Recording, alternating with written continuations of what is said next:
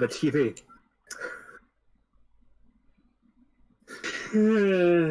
What are you, a Luddite?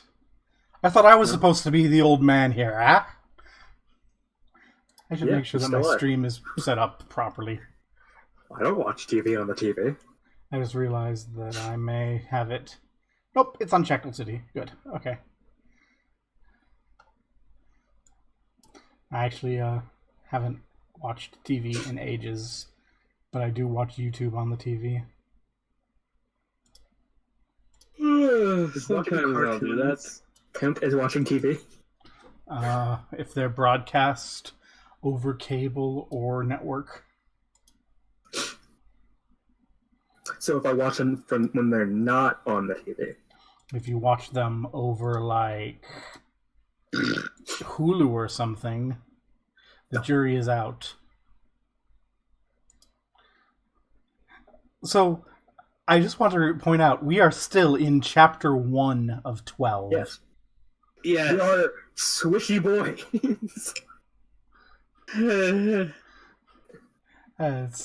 It's so much here. I'm just shuddering at the difference in pacing between this and the Saturday game. Yeah, because the Saturday game we're just adults, and there's 3 of us. Well, and it's a different genre, so to speak. Yeah. So, let me get those stats open. Because I can't use the stats in the book, because those are D&D 3.5. So, no. on the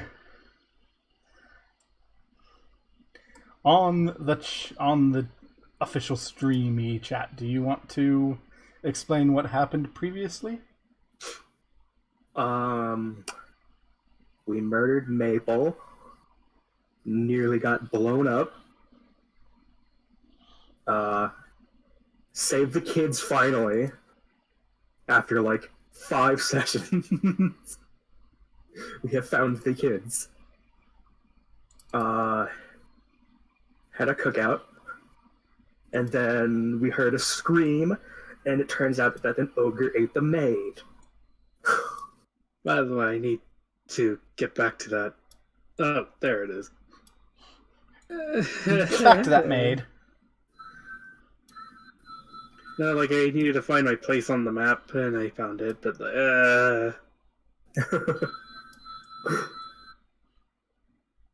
Trying to adjust this because I think this fight deserves to be properly broadcast. So I want to... You get to watch us die! Yay! There we go. Everything of importance can be seen. I'll use Turvu to cover up any sensitive information.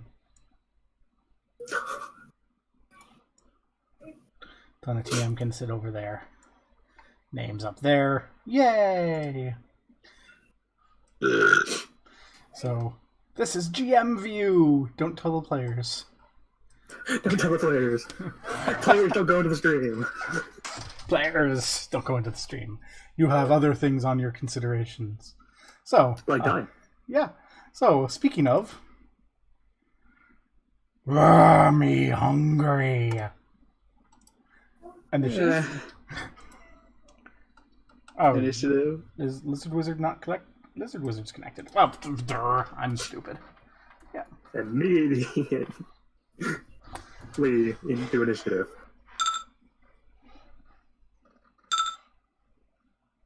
Oh, I'm sure you've got this. You got this. It's just an ogre.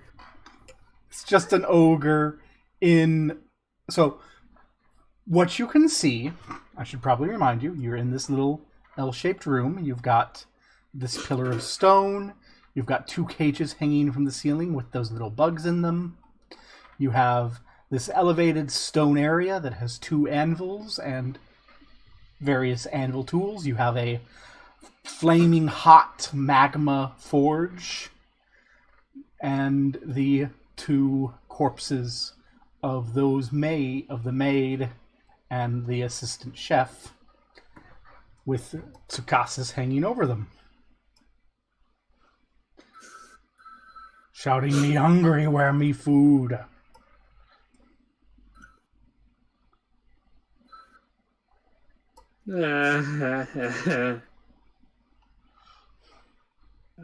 I am going to cast Flaming Sphere right over here, where it's touching him, in an attempt to make it look like the spear is coming from the forge. Okay. He needs to make a reflex save. Yes, he does.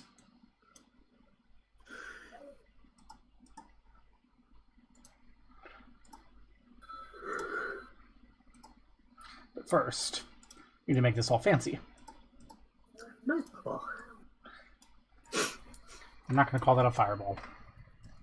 That's a flaming sphere. Okay. Reflex save, eh? Yep. Oh, he's taking a He's Taking the damage. 3d6 fire damage. 8 fire damage. Mineral. Almost. How much does this last?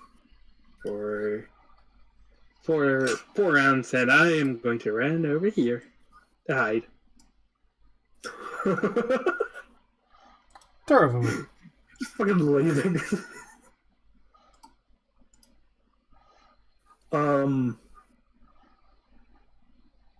gonna take a few steps this way and do a full defense action.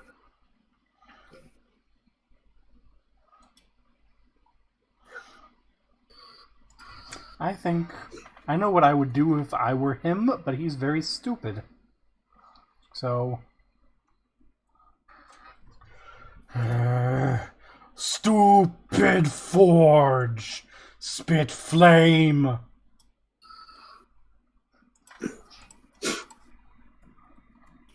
He attacks the forge. That hits the forge. Minus hardness. Does not damage the forge.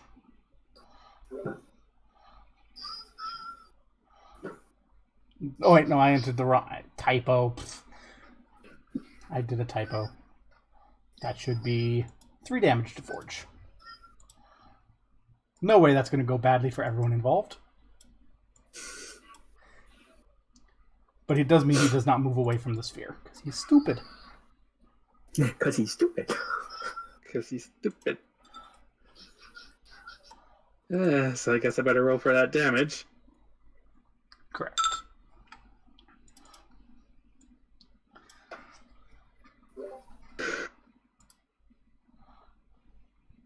Okay, so...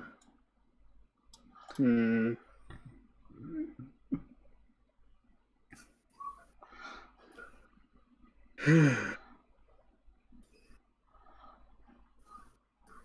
to peek from the corner. Is he close enough for that? Nope, he is not. Currently facing the forge. That way.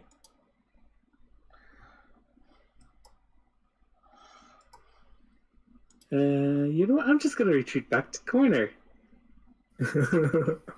Duravu. I would have made my full defense action. Just waiting. Stupid forge. Stop. Oi. Fix the typo so I don't do it again.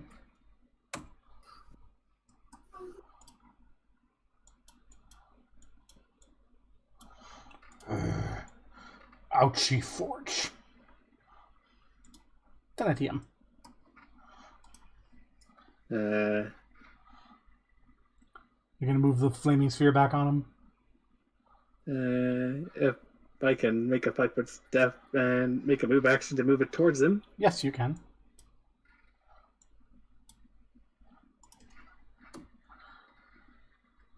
He is not very, he's big. It's hard for... Oof.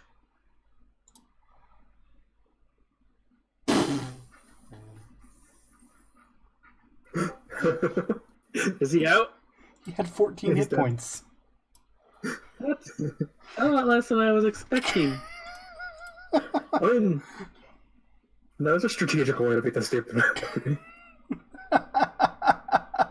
Is he dead or just unconscious? He's unconscious. Good agree. Turvu, you can see that lava forge is cracking. As though it Mending. only has 1 hit point left. Mending. It is no longer cracking. I love mending. It's a great spell. Okay, so that's one issue that's solved.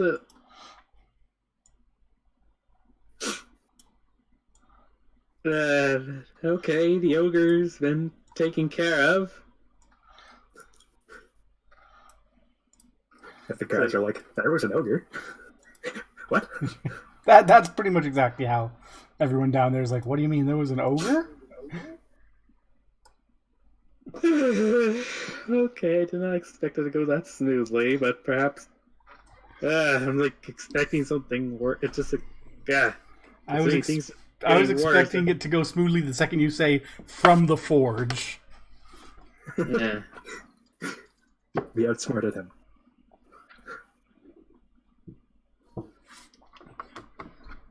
And you know, I gave him a chance to realize, wait, that came from a wizard. And he rolled 1 less than I needed to for him to be like, that's a wizard ball, not a forge ball. I just like the visual of this ogre standing there, and then suddenly this massive flaming sphere appears on his face, and he's like, forge. No, Antonio specifically said, as though it came forth from the forge. So from Ogre's perspective, the forge spat fire at him, and he's like, well, gotta beat up the forge now. In our perspective, he has a giant flaming ball floating on top of his body.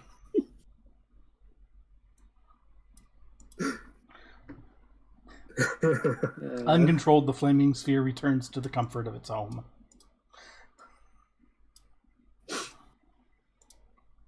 You know, this does not make me feel more relaxed, to be honest. Well, everyone's eaten. Everyone's We have to get call from as soon as possible. Unfortunately, we weren't able to save these two.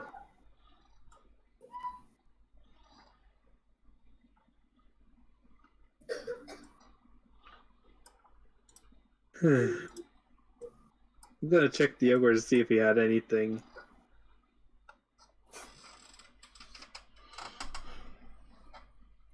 He has a small bronze key tucked into his loincloth. Guess I'll take it. A small bronze key. I'll make note that it came from the ogre. Specifically his loincloth.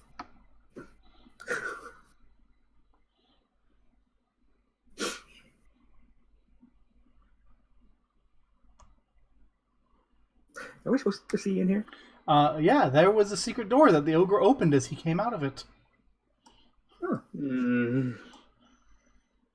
I don't like them secret doors. I'll head in first.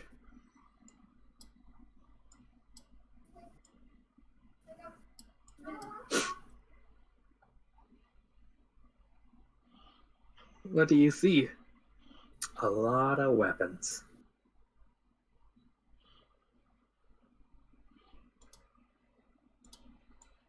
Wait, really?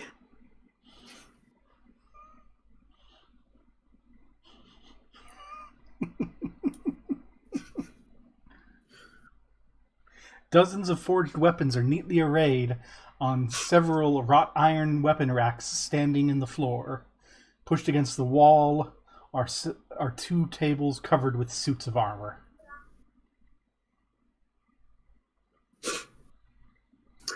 I'm gonna yell out to the the group, hey, who wants to get fitted up with weapons?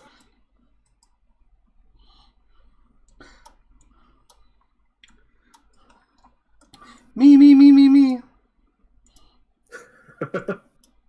Kids. The others are like, what do you mean, weapon? Ah, there's a dead ogre. Yeah, he's dead. Don't worry about it. And dead people. I've seen so many dead bodies. I am a scarred little girl for life. This adventure path has scarred me for life.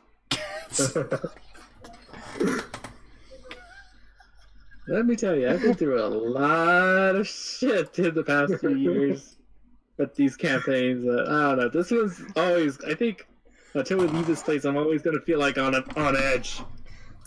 Until we get out of underground. So, do you wish to equip the small children with weapons? It'd be a good idea so they have somewhere to defend themselves. So what kind of weapons do we have exactly? So you search the room. Okay. There are 5 warhammers, 5 heavy picks, 5 battle axes, 10 hand axes, 10 throwing axes, 15 short spears, a masterwork great axe, 2 spiked gauntlets, a suit of half-plate armor, 2 suits of banded mail, 2 chain shirts.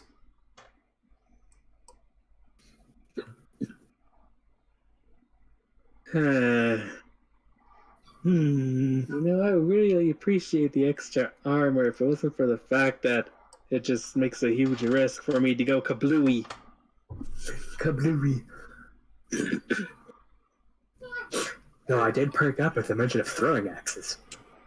Because I can throw things. There are 10 of them. How much can I juggle right now? 3, right? I know it increases more by level. I'm just not sure how much at this level I can juggle. I know if I juggle any more than 2 whatsoever, I can't. I'm counting as having both my hands full. Well, yes, that's how juggling works. Alright, so I can only juggle 3, yeah, at this point in time.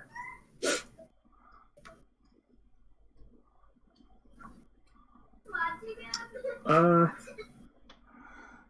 gonna grab 4 of those throwing axes. Okay. You have throwing axes. You will permit the children into the room. Sure. And Devin. Devin needs to be equipped with shit. Devin will take a suit of banded armor and put it on, as will Aerith. They will each take a hand axe. These are not the throwing axes. Deacon goes straight for the full plate. That is far too big for him. Can we help him get them fitted in things that are better for them? He's like, aww. There might be spare armors for, like, I don't know. Aerith puts them in chain shirts, because those can be, like, yanked up over their belts so they don't drag on the floor. We're not arming you so you can fight alongside us. We're arming you so in the case that something really bad happens, you can defend yourselves. But I want the shiny armor. Yeah, perhaps in about 5, maybe about at least 5 years. And the 2 of them get short spears. Evelyn is like, no, I don't, no more killing. No more killing. And thus it is. Was there any bolts in that description? No ranged weapons at all. Just melee. Except for the throwing axes. Yeah. Which are technically speaking still melee weapons. Yep. I'm gonna look at the damage and range of throwing axe.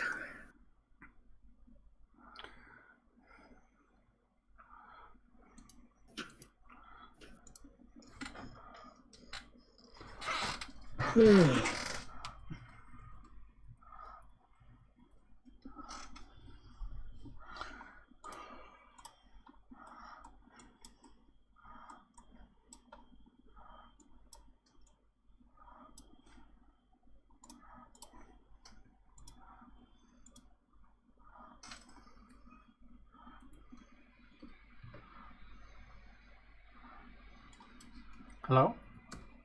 I'm thinking.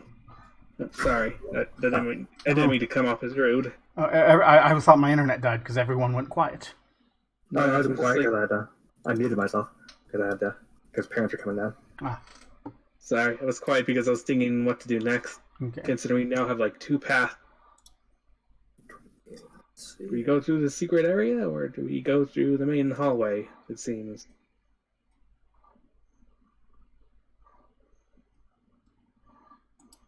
One second. What's this bronze key for anyway?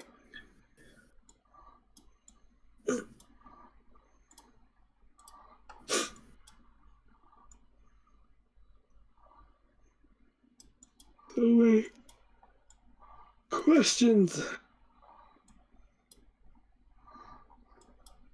So many questions. You won't find answers here. Right. 10. There we go. Hello? Yeah. Still think. Should we got on the main app? I don't know. Maybe discuss instead of think. Do you know what pathway we should check first, or if we should just pick one and stick to it? I'll pick one and stick to it. Do you prefer to go north or to the west? It does look like this is the direction the ogre came from.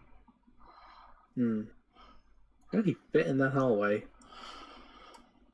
Very carefully. Like that. Literally like rubbing shoulders against the walls. And this is a 10-foot wide wall. 10-foot wide corridor.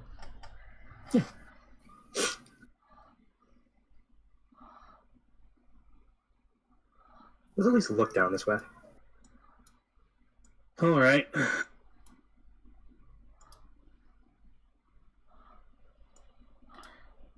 The adults follow behind with the kids behind them. And I'm making all sorts of messes. There we go. You can see that the hallway continues. And this should also be open because the ogre rammed this open too.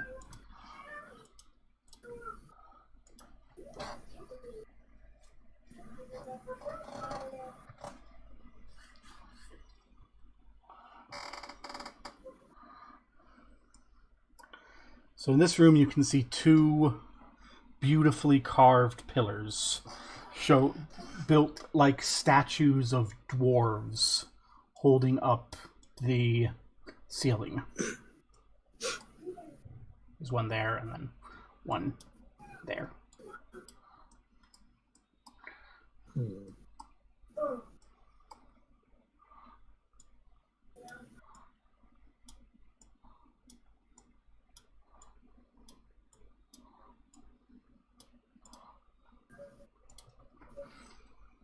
Yeah.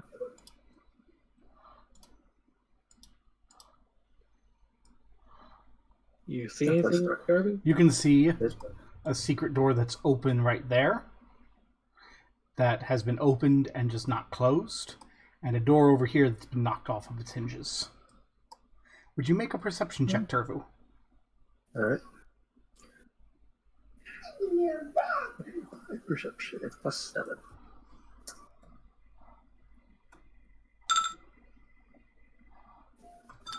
You can see the ground beginning to rise up around your feet. Oh. No.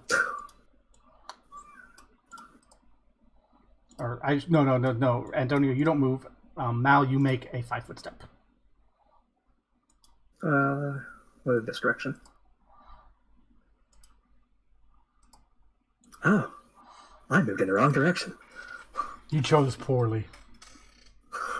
No. As a creature begins to rise from the ground. A creature made of stone and spikes. You know what time it is. No. Fortunately, no surprise round.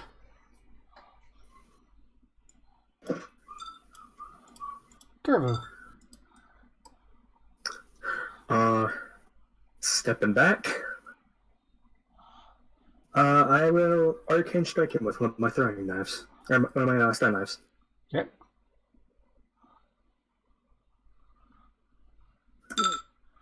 That will hit.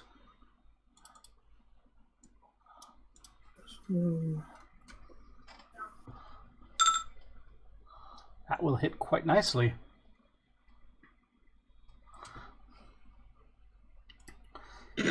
As it roils up, it swings two massive spike-covered stone tendrils at you. You being Turvu. Both missing. Boom, boom. Rock falls. No one dies.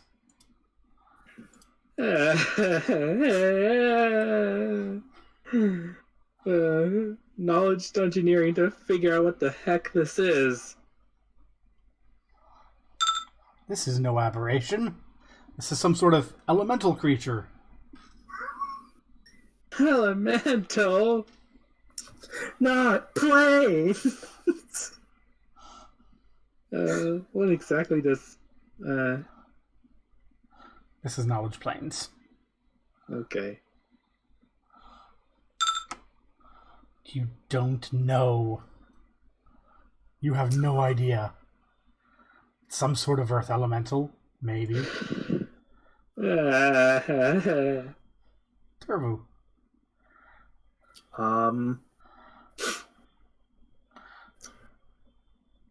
I am going to cast Bladed Dash.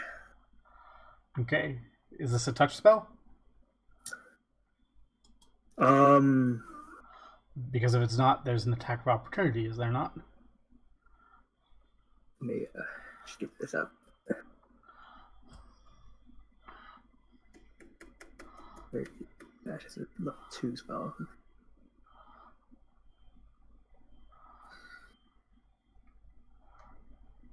When I cast this spell, I immediately move up to 30 feet in a straight line in any direction, temporarily leaving a multi-hued cascade of images behind me. The movement does not provoke attack of opportunity, making But you the make a single spell, attack. but the spell casting does.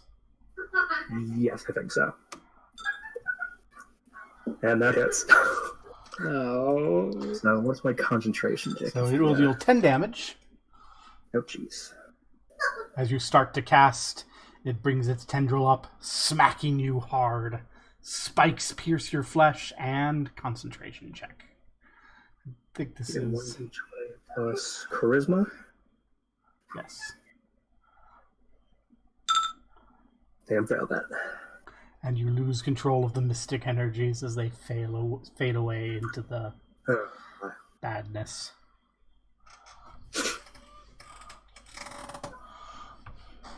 You still have your move action. Oh, yeah, I do. And he already used his attack of opportunity, so... Yep. I'm gonna move this way to get right up or next to my allies.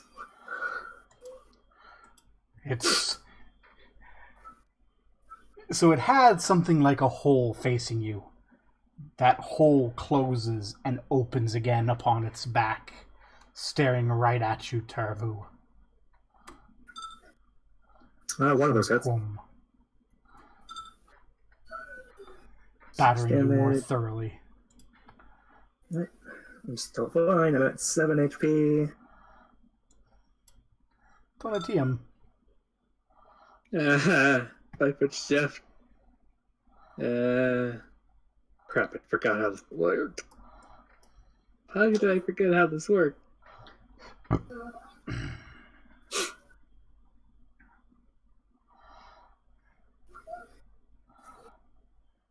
It's because we didn't play last week because of the strike. Yeah. You've forgotten all about your characters. Okay. So every two. Okay, so I will cast Magic Missile against the Stone Spike with 2 missiles. Okay. That's his damage. Yeah.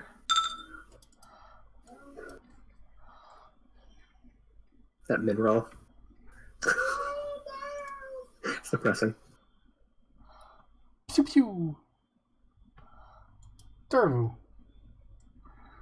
I'm gonna take a 5-foot shift back, and I'm gonna cast Cure Light Wounds on myself.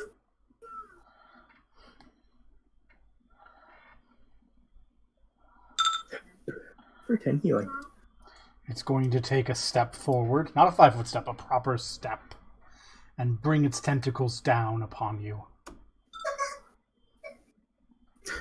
Okay, one of those hits. Does his proper step provoke? No, because you were not threatening its square, were you? It's exiting a threatened square. Oh yeah, gotcha. Back down to 7 HP! Donatium.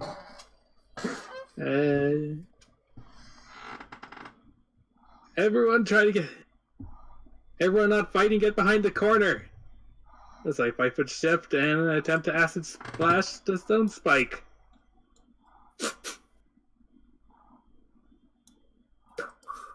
Everyone just left his spot. Okay, so wait, where's my? Okay, it's a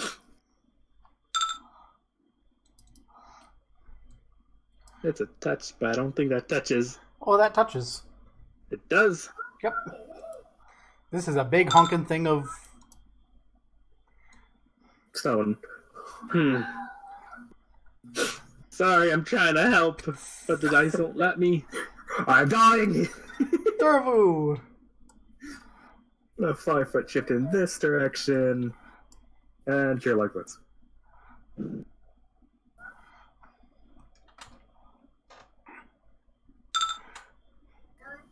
Oh, that's a lot less healing.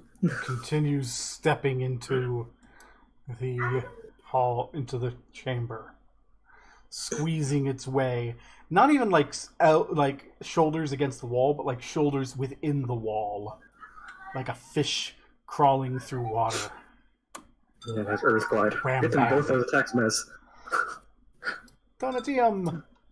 Okay, we got a bit more breathing room. 5-foot shift. Acid splash. No. No.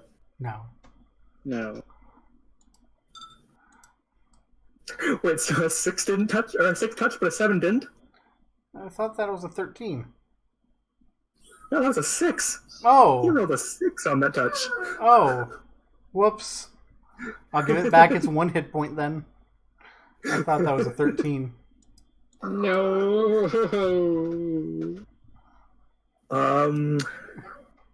Arcane Strike?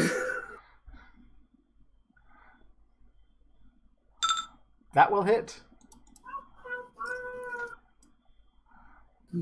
4 plus 3 plus 1. And then a 5-foot shift back.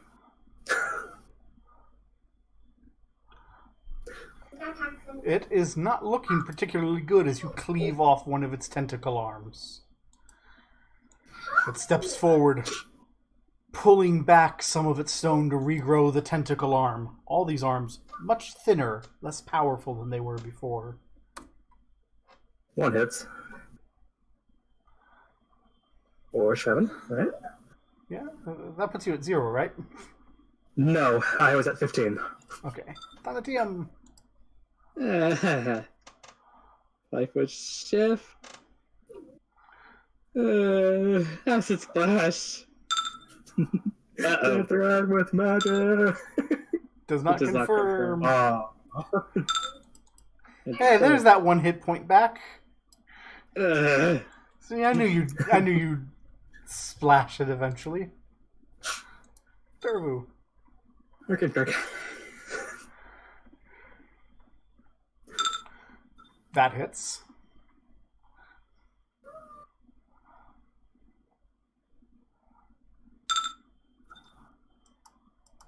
And with that blow, it crumbles into stone and melts away. I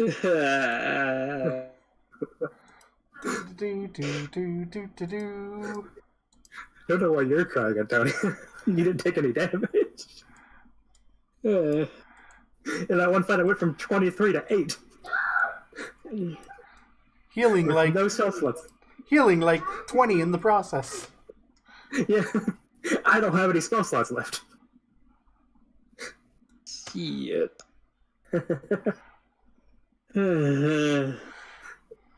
He kept rolling 19s. I don't know if a ward would have helped you, because I just remembered that It would not. existed. It would Plus have- 1 to my AC would not have helped, because I have a 16 and he was rolling nothing but 19s. I was rolling lots of 11s too. Yeah, it was either 11 or hitting me. Most often it was a 19-11 pair. Yeah. Sadly, the ward would not have helped. So the survivors come back panting. Are we... It's dead? I think so. Poke it? It has melted away. Oh. Yes, got it. I hate to think of what would happen if another one was here.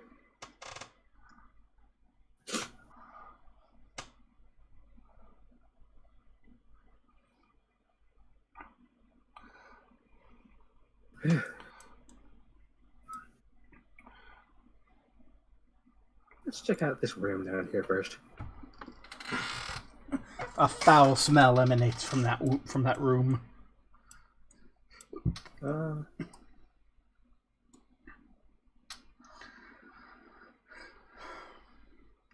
This room is splattered wall to wall with filth. Bile, bones, feces, blood, garbage. Some of the older refuse has been shaped and hardened with time into something like a crude chair. Some more has been gathered around, partially to hide a small chest in the southern part of the room. I am not touching that. How much does the chest weigh? Or can I try to estimate how much the chest weighs with a perception check?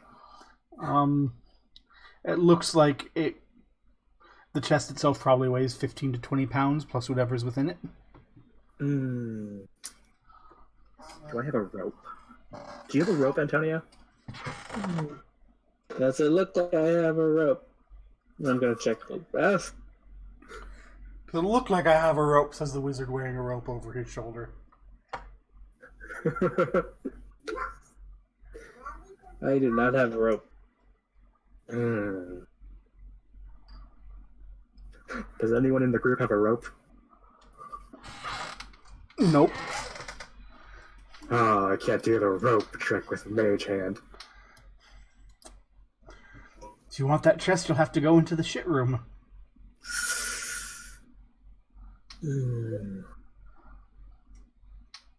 Does it look like it's made out of steel? The chest, it looks like it's made of iron. Iron? Close enough. It's just... what kind of refuse is over it? You don't even want to know. It's a mixture of just ew, shoved on it and permitted to dry in a crust. So Can I use just mage hand to burning scrape the it thing off? away won't work. I'm sorry? Can I use mage hand just to like brush the filth off? Yes, you may. You I'll do mage that. hand away chunks of filth and move it to the side. I will do that to clean it off. There you go, Antonio. Now it's all clean for you. So why don't you go open it then? Because the way there is not clean. I'm not mage handing an entire walkway. That'll take I got 20 an idea. minutes. You know what? I'm gonna give this floor an acid bath. So the wonderful smell of burning shit. I made it worse. I made it worse. And then it's nice and clean.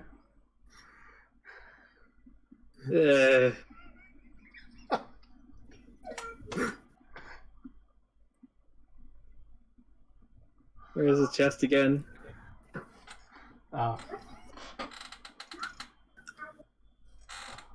Is We it should locked? check and see if it's rigged.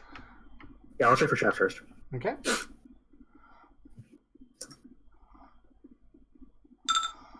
It is locked with a small keyhole, but does not seem to be trapped. I will hold my hand out to Tony. Bronze key, please. Oh, so now you want to open it as I hand him the key. The key that you were willing to pull out of the underwear of the ogre. Yeah. I will attempt to use that key on the chest. Click. It opens. Yay. The chest is full of treasure. Copper and silver shine. There's flashes of something green, a sort of wooden thing buried partially in it, sticking out a little bit of wood. Like some sort of sealed mug. Detect magic? You detect some conjuration magic coming from within the mug. Conjuration? I will spellcraft. That mug, whatever's within it, is a potion of cure moderate wounds. There's your healing. I will down it. So you take the covered mug crafted from dried filth and chug the potion within. Yes, I'm desperate.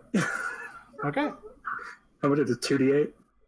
2d8 plus I think 3? 3. Cool. 16 health. And a fortitude save. I'm shitting you. There's no fortitude save. Let's see, I'm at 8, so 8 plus 16 would be... A lot. 32? Sure. A lot. 34. That's more than I have. I'm fully healed. Yay! The poop healed you. the poop There's cup. there's still silver and copper and green things in there. What are the green things? They're two long, thin. Let me see if I can find a picture.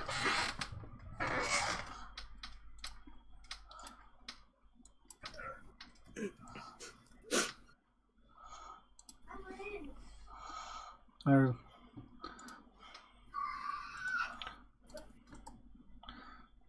And I'm not going to copy the image directly because I don't want the file name to give away what it is. Also, technically, can't...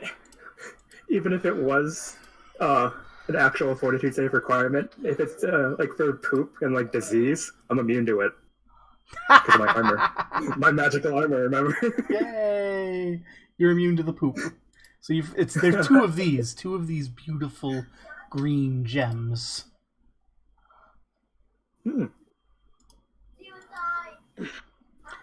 Plus lots of copper and lots of silver. And the chest is only 15 pounds itself. The chest itself is. You don't know how much it is with all the treasure. You haven't tried to lift it yet. I will attempt to pick it up. Okay.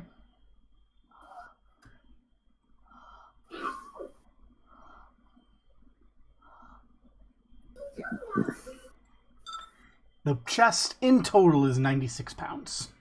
That's heavy.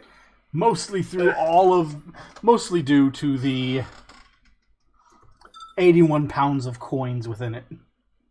That's a lot of coin. Don't worry, I got this. 100 coins weigh a pound. So, what are you doing, Donatium? I'm going to cast floating disc to carry this. Yay! It can hold up to 100 pounds. Yay! This will last for 4 hours. Set the chest on the floating disc. Yay! Floating poop chest. I guess I should put that in my equipment, I guess. Floating poop chest. It Where's is. That much copper. That's a lot of copper. That much silver. That's a lot of silver. And 2 crystals. But Antonio is not doing a praise check on for some reason. You want me to? Yes. What are these things? Turbo will say, flailing the green gems in front of Tonigio's face. Alright.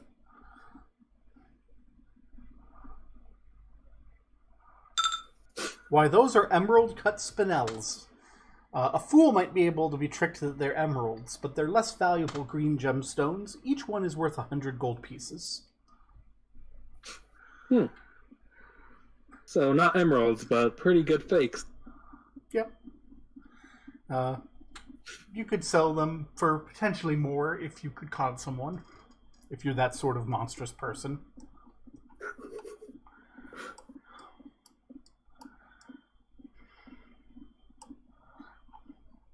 And you said the chest had that many coins. Yep. A lot of muns.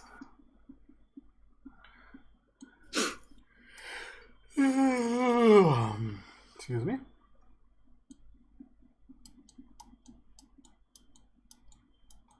Okay, so I can carry this chest for 4 hours by myself, though the disc will have to be, like, right next to me. Or, like, at least close. That's fine. Approximately 3 feet above the ground. Maintains a constant interval of 5 feet between myself and it. The disc winks out of existence when the spell duration expires. So he goes, and then the chest goes. Breaking, shattering, spilling. If someone somehow forces us to separate for more than 5 feet, then it goes away. Or if the disc is above 3 feet away from the surface.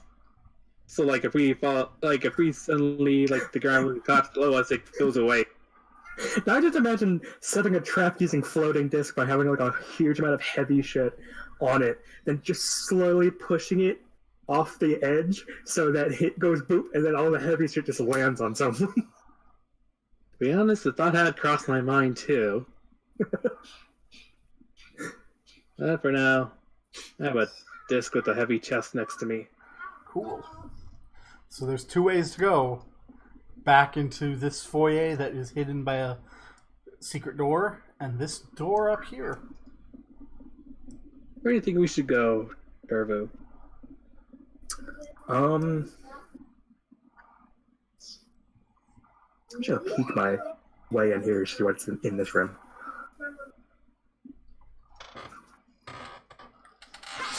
Okay then. Uh-oh. You have made your decision.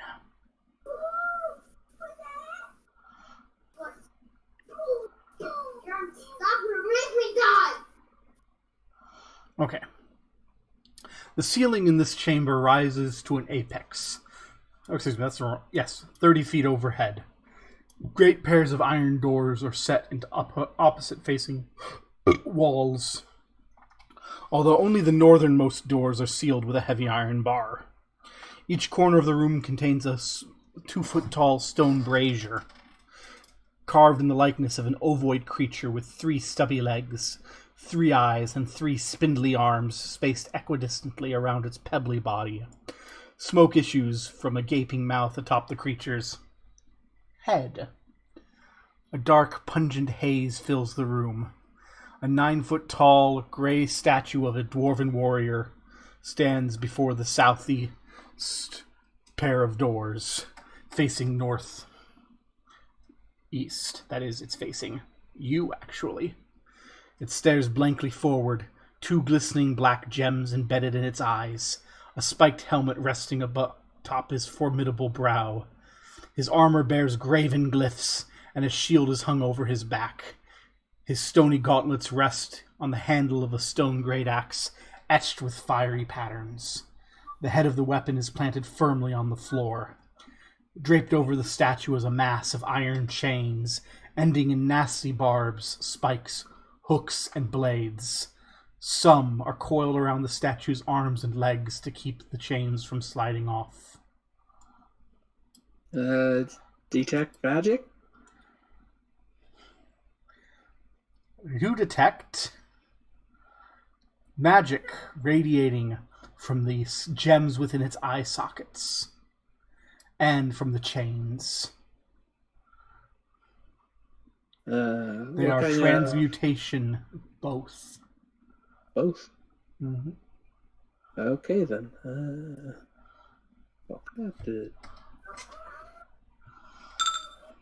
What's that look for? for the eyeballs. The gems embedded in its eyes are themselves not magical, but behind the gems there's a sort of magical glue sealing them in that can only be removed with universal solvent. Hey, we just got some of those. And for the chains, Those chains are animated. they're animated. If we get close, the chains will move. You don't know, but you do know that they are imbued with magics that give them some sort of motive force. I don't think we should mess with the statue.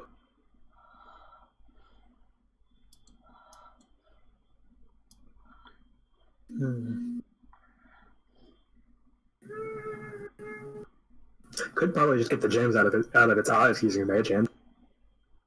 Just Mage Hand the Universal Solvent over there, do it, and grab the gems with the Mage Hand and bring it back. I'd rather not resort to that if we have the choice. I think it's just safer not to mess with it. Just Jason, the skirt around the side of the room to check out this door.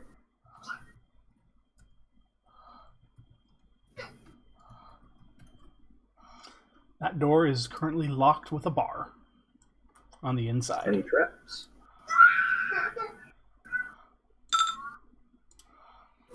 No traps you can see.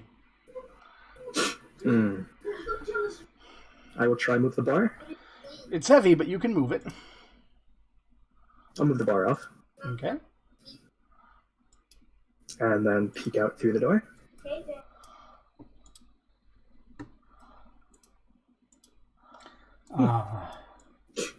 You can see a deep chasm filled with water and a stone bridge across it as the construction work gives way to what's clearly a large, cavernous, natural cavern that extends deeper and deeper in the distance. I think I found a way out, guys. To the Underdark. No.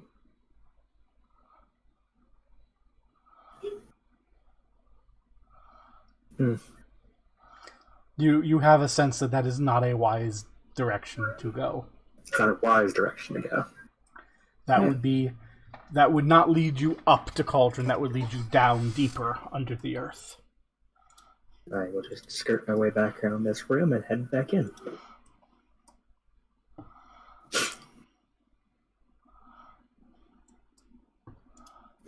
Well, let's check up. Okay.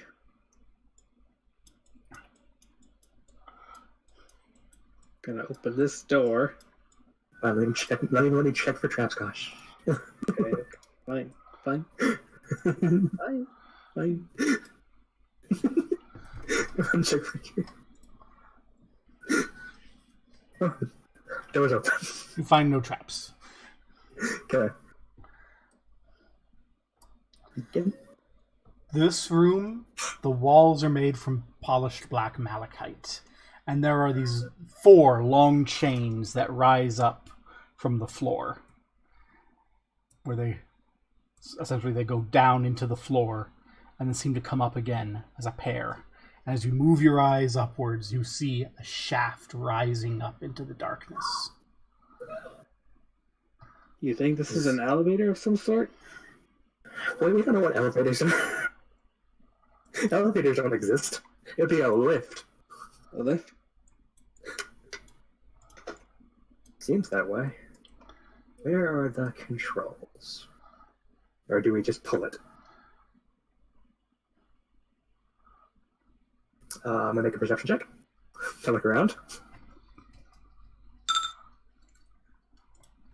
You notice a secret door hidden in the wall to the south. Let's look in.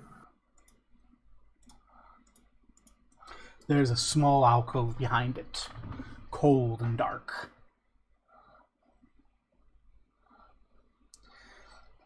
Bolted on an iron plate on the eastern wall is an iron lever that is currently up.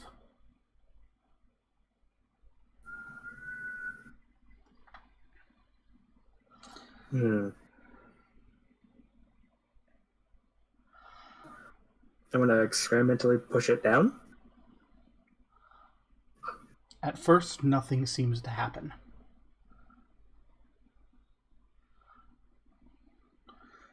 Then, the next round, you hear a grinding noise behind the wall. And then, Donatium, you see the chains beginning to move. I'll tell the others to back up a little, just to be safe. 10 rounds later. I can't believe I didn't put this on there. I feel so dumb.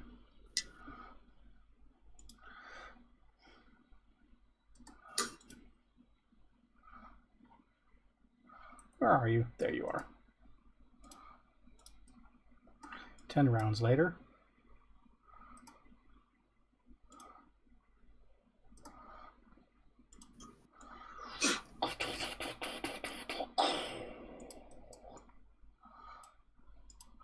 A great elevator descends and lands.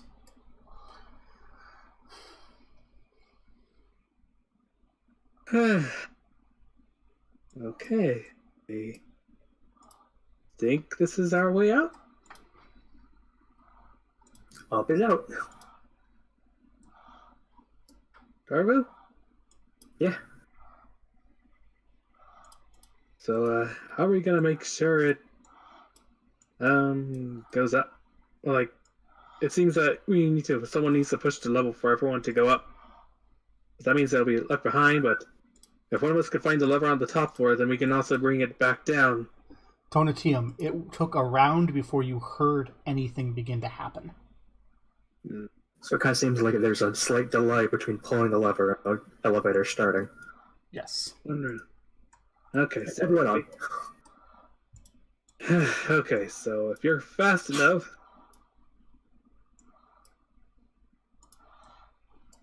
I'm gonna walk over to the elevator, push it up, and then book it into the elevator.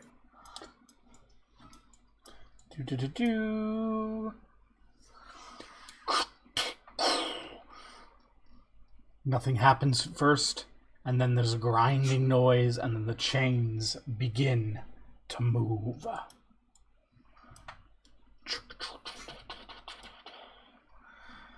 For over a minute, you stand upon this wobbly iron platform until it finally comes to a rest.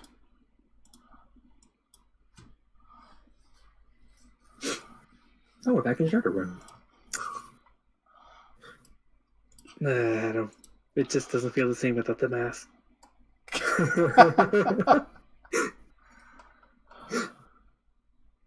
Uh, okay, so I have a black screen, but it doesn't seem to be like loading anything. So there we go.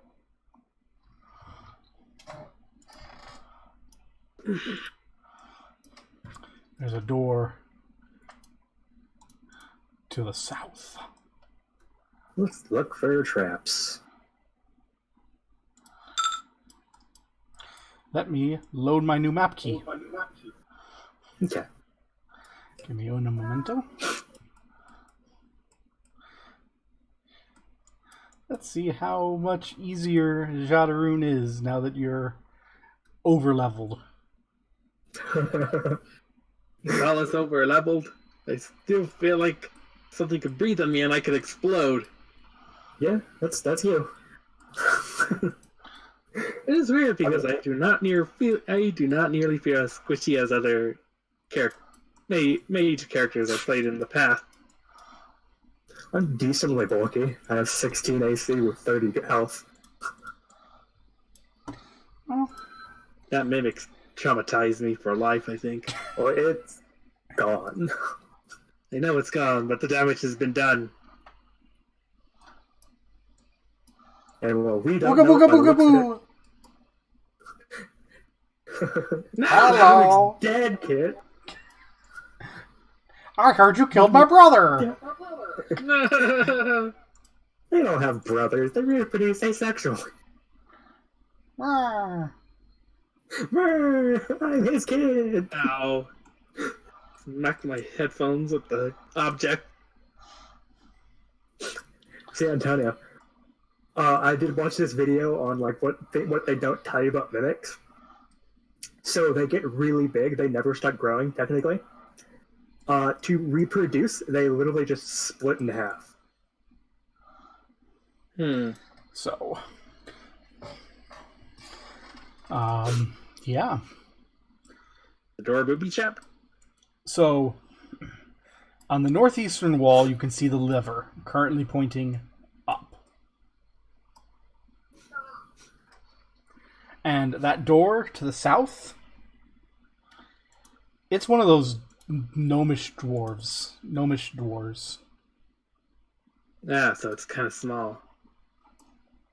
Those round, circular ones. Oh, With those a doors. rune. Doesn't have a rune on it, does it? Yeah, is it a magical trapdoor? It has a rune of a D. We haven't seen D before.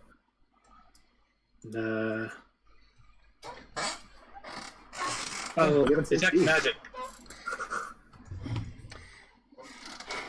It radiates evocation magic. God, magic trapdoor. Oh, crap. You think that opening this door will fill the doorway with a crackling electrical field that someone will have to dispel with their body. I'll do it. Can you? I have resistance to electricity.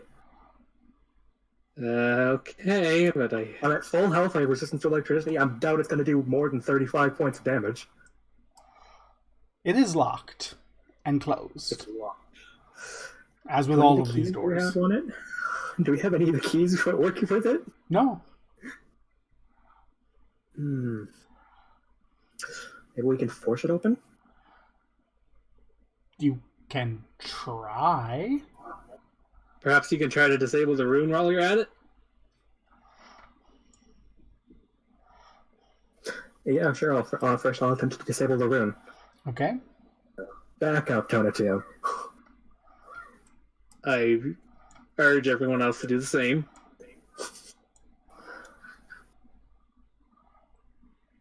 If I hadn't prepared my spells, I could have just gave myself resistance to lightning.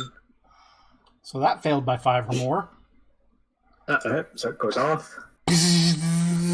Arcing electricity flows through Tarvu. For 6 damage. So I take 1. And unfortunately for you, the trap automatically resets because the door is closed. So I took 1 point damage for nothing. There's gotta be a way to force this thing open. None of the hobgoblins had a key.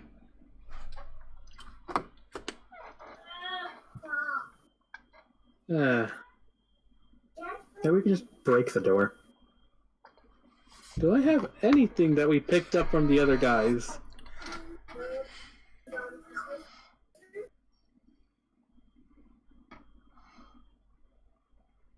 No one down there seemed to hold any sort of keys that would fit into the hexagonal lock of this door. So either they didn't have a key or we just haven't met any with the key. I wonder how they might come in and out if they don't have a key. Secret door? Let's look for secret doors.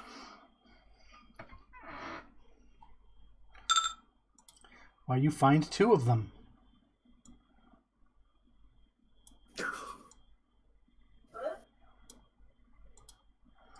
Let's check through this one first.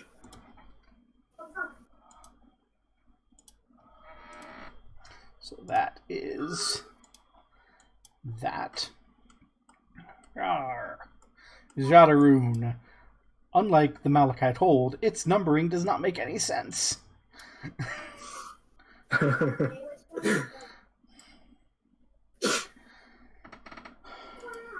So in this room, there's dust that has boot prints going in it into something just out of your sight.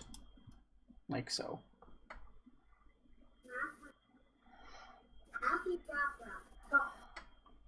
There's a wooden lever hooked into the wall, currently in the down position.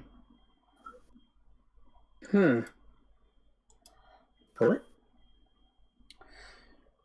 You slide it up, and you hear a click.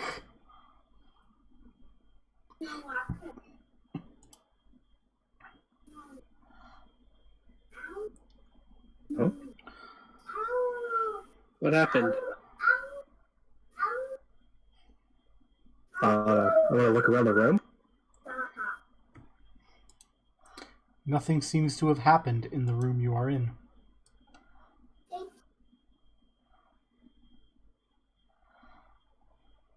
Are there any secret doors in this room? There's one. Just the one out. Yes. Alright. Let's head out of this room and check this secret door.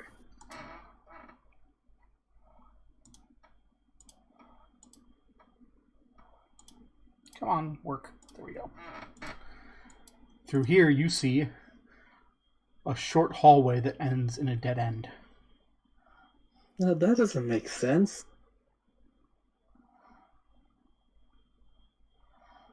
Looking for secret door.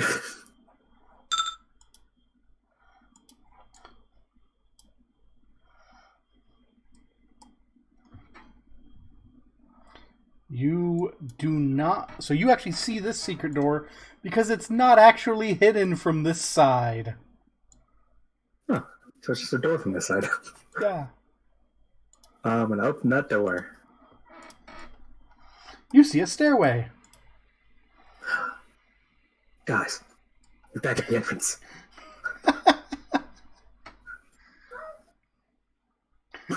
Wait, are those the same stairs? There's the the stage to the shop. We might have found it out. Way out. Yay!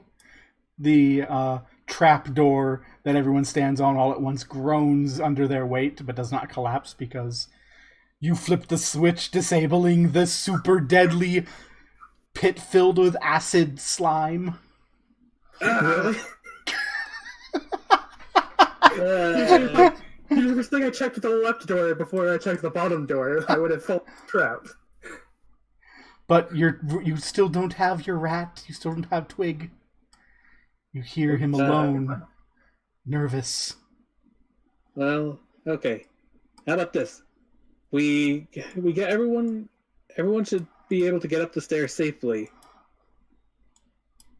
Wait for us in the shop. We'll be right back. Or, you know what? We'll make sure they reach up to the top first. Okay, they all get How up many- to the top. All right, Let's go time to rescue go. Let's go rescue Starbow and Twig. Yes. Thus far, this session. We leveled up, I think. Or is that? 950 each. Oh, So it's 1,880 That's not quite true, or 10,000 more. because I forgot about the slime trap.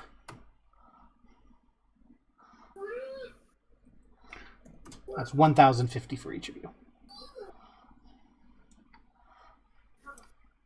Yay! So we had 10,188. Holy shit! Already. we leveled up. Yay!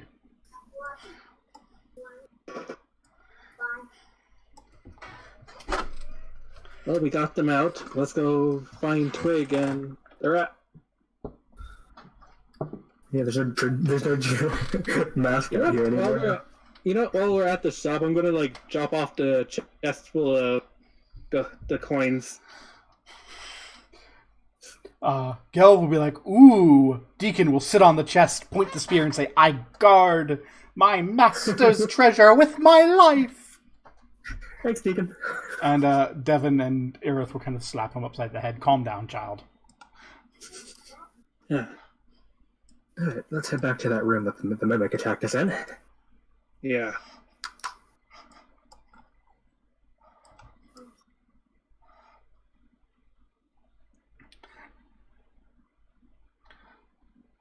Do you remember any traps we found on the way here? I don't remember.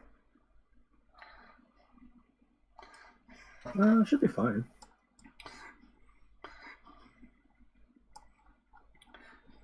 How does Twig feel? You don't know how Twig feels. You know that Starbrow is nervous and scared, but is cuddling up with his with his mate. Other way around. Twig is Twig's my cat. attitude and somebody. Oh, yeah. Starbrow, you don't know. Twig is afraid and cuddling up with Starbrow. And you can see them in the cage! Hey guys. Took us forever to find you. Oh, I can speak to animals, kid. Give me food before I eat this rat! I'm so hungry! Turbo, quickly search the area. Okay, looking at the area for traps. Okay. J60.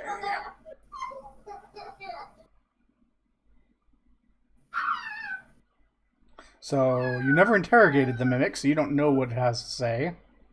So you find no traps, only them. Okay, I'm gonna use the key we still have to unlock the chest. Or to unlock their cage. Da-da-da-da-da! Twiggy power! Starbrow power! And now let's get that the fuck out of here. I've given you control of Twig and Starbrow. So I don't have to drag them. Okay. Also, I forgot. Oh, As no. you step into the room, welcome to Jadaroon. As the mask is laying on the floor, right there in the corner. Yay! I'm gonna. You know what? You know what? Fuck it. I'll take it for old time's sake. Yeah, let's put it in your shop. Yeah, it's called the Shadow Rares or something. I don't know.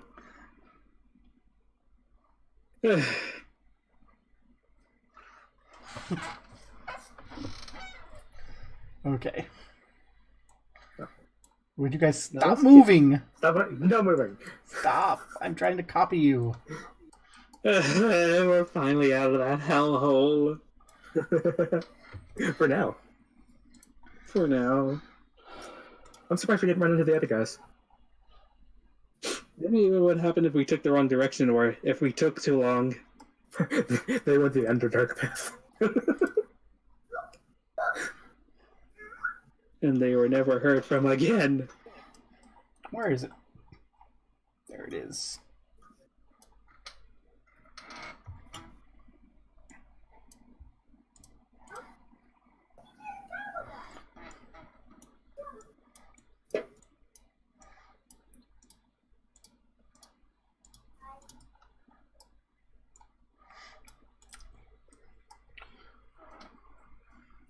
So you come out of the way into Gelv's Locks, and Starbrow runs immediately to get Keegan, who holds him and hugs him and goes, "Oh, thank you so much.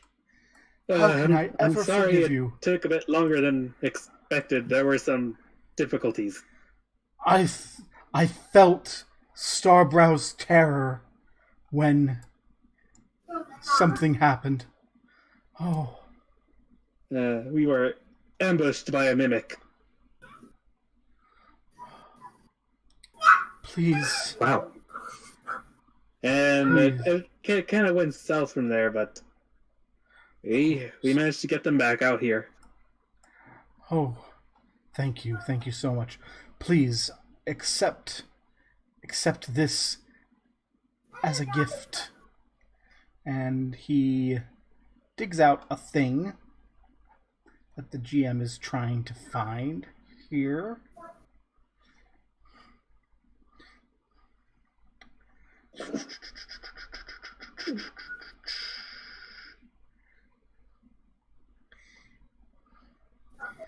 There we are. He hands you, Tonatium,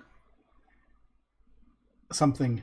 He says, in gratitude, please accept this. There's nothing here I cannot rebuild, and you've brought me the only thing I would not have been able to regain. And it's a book. A finely wrought book that is bound in blue leather and trimmed in silver. I'll open it. It's Keegan's spell book.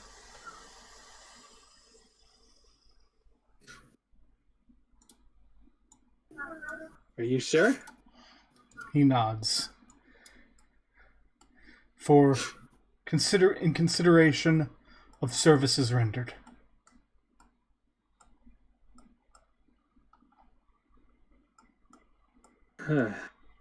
Thank you. Truth be told, I was going to need one of these, as I show him like the old burnt up knot binder thing. That's the remnant of my spellbook. He just looks at it and goes, "Oh my." Fire Use it as magic, a shield. and it got burnt to a crisp. And here are the spells within his spellbook. There's going to be some weird stuff going on there because I just copy-pasted from the book. Dancing lights, check magic, ghost sound, open close, light, mage hand, bending, precipitation, rage magic, alarm, disguise self, color spread, detect secret doors, that would have been useful, portal, mage armor, reduce potion, summer monster 1, and unseen servant. Well, give me a chance to type that in. It's in the Discord. Better mage hand, unseen servant.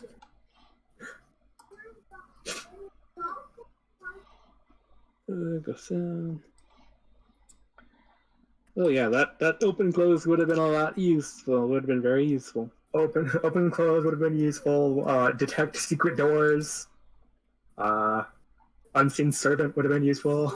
Oh yeah, I needed to replace prestidigitation. Yeah, that's right. You lost 2 cantrips.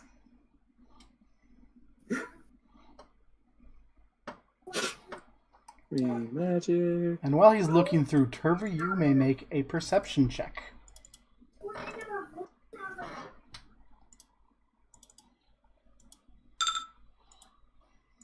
You can hear whispering outside the window. Now remember, men, we have tracked down that all of the missing people had these locks in common. I want to peek out the window.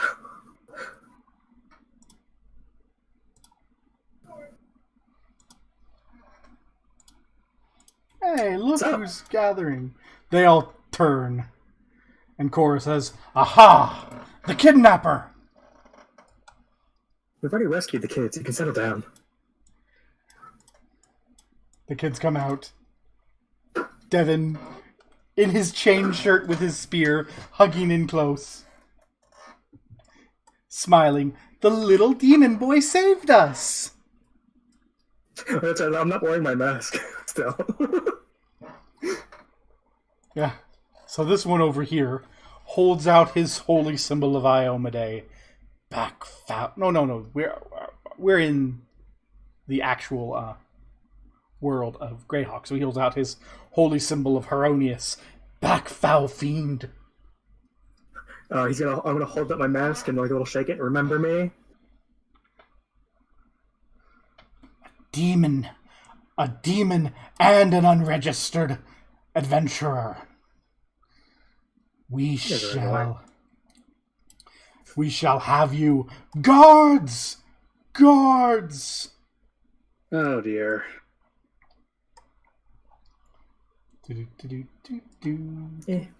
Alright. So I'm going to... as the guards are coming, trying to find them. There they are. A voice is going to kind of come up from down the way. What seems to be the problem? What seems to be the ruckus? And the four of them outside will kind of go to attention as a man walks into view. Oh! Is that him? Let me look right now.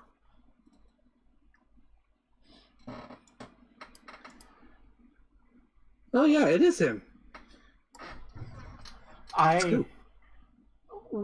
Why would a team of registered adventurers be shouting at children through a window and calling for guards? Children, are you supposed to be in there? I'm gonna pull Turbu in. Just... Oh, the boy in the beautiful little costume is gone. I love how you end Put up my on mask back on as quickly as possible. Keegan steps in there. I'm sorry, my lord. It seems monsters were coming up from my basement and kidnapping some of the children. Turvu and Tonatium discovered this, went down and rescued them. Oh, I see. Well, my lady Lathenmeyer, I do believe I can handle this from here, yes? My Lord Vanderboren? They scoff and go off. Thank you. I don't suppose I can come in so we don't have to shout through the window? Should I go get the door? Keegan says, yes, do. Greetings, Lord Valantu. Wait, is that how you say it? Oh, you are not Evandu, Valanthru. Valantu. It's all right. I don't think we've ever been introduced. You are Tonatium? Tonatium. Tonatium, Pleasure to meet yes. your acquaintance. Yes. It's a pity about your family. But such things do happen, I fear. So, do you intend to There's the boy in the costume with a mask. That's odd. Well, it's... Oh, I see. Oh, my apologies. Oh, this is awkward. Yes, he stands up, gives a little polite bow. Orbius Vilantru at your service.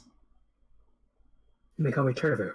Tevu, pleasure, and Tonatium, yes. And whose establishment is this? This is Gelv's, yes. Keegan, are you there? Yes. Keegan, I'm sorry, sirs. One moment. Would it be possible to put in an order for another 7 high-end masterwork locks? We're building an extension to my treasure chambers, and I'd like to have some additional security. Keegan says, Of course. When do you need it? He goes, construction's not going to begin for a few more months yet, but just placing in the order, is that enough time? Or I can ask my work crews to slow. It's future-proofing. We don't need it. I mean, Keegan's like, we've got it, sir. Oh, wonderful. Thank you. We'll be borrowing your parlor, if that's fine. Lord and Keegan nods. Excellent. So, I don't recognize either of you. Well, I recognize Mr. Tonatium. I don't recognize you, Lord Tervu, and I'm not aware of either of you being registered. Yes? No? That is true. It is true. We are not registered. No, we originally took on this task at the request of the church.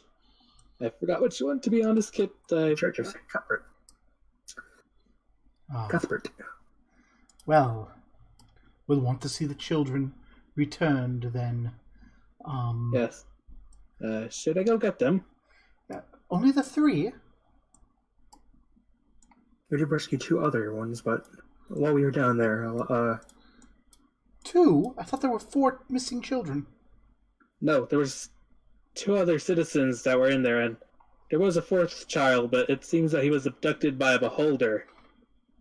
The beholder did mention taking him back up to Cauldron, so I thought he would be here. Has he not shown up? Well, I must admit I've been leaving the matter of the missing people to the police, to the gods. My main concern has been preparations for the upcoming Flood Festival and handling my responsibilities as Minister of Adventurers.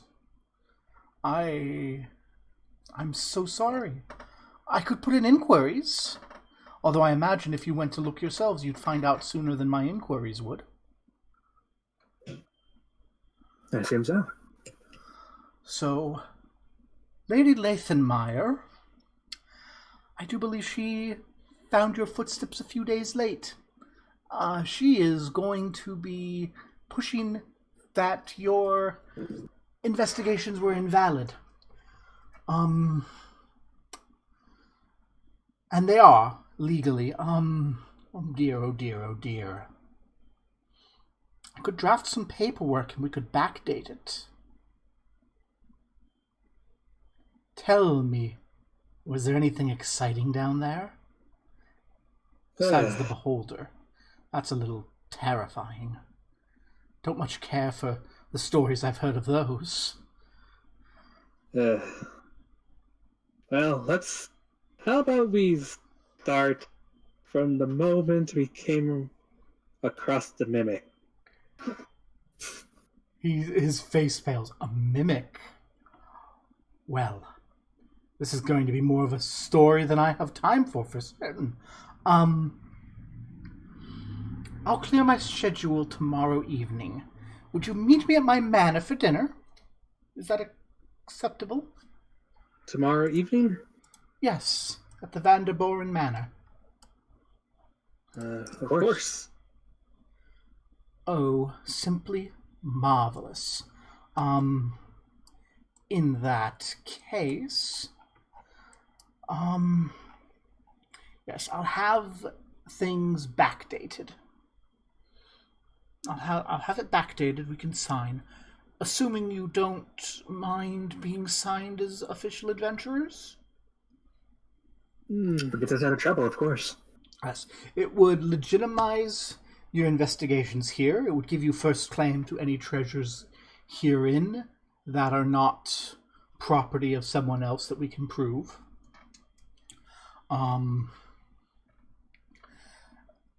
downside, the city may call on you in case of emergency. Well, it can't be any worse than the underground. I imagine, yes. Well, I must be on my way. I'll inform my assistant to draft the paperwork and backdate it. How long have you been working on this? Keegan, how long were we, when were we first down there?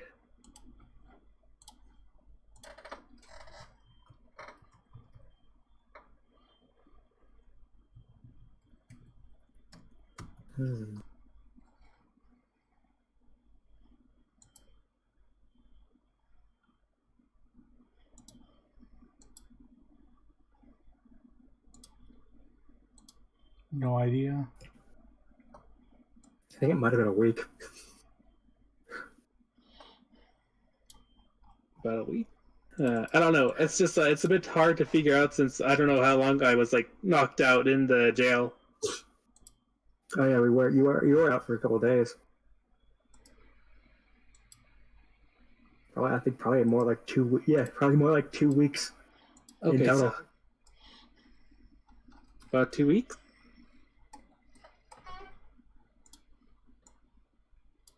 I'm like trying to think. How many times did we rested? Resting would be an 8-hour period. Let's see. We bursted out. We had that first major encounter. That was one rest. Second one. Possibly we rested at least 8 times. At the fortress.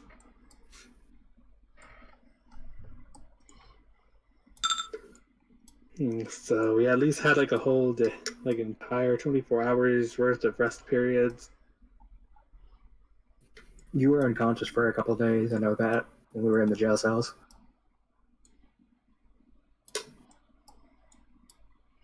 So okay, that's 2 more days. We had that incident, so I think before we got captured, we had like 2 days worth of checking. And then we've been investigating. Before we found the door, we were investigating for like, what, 2 days?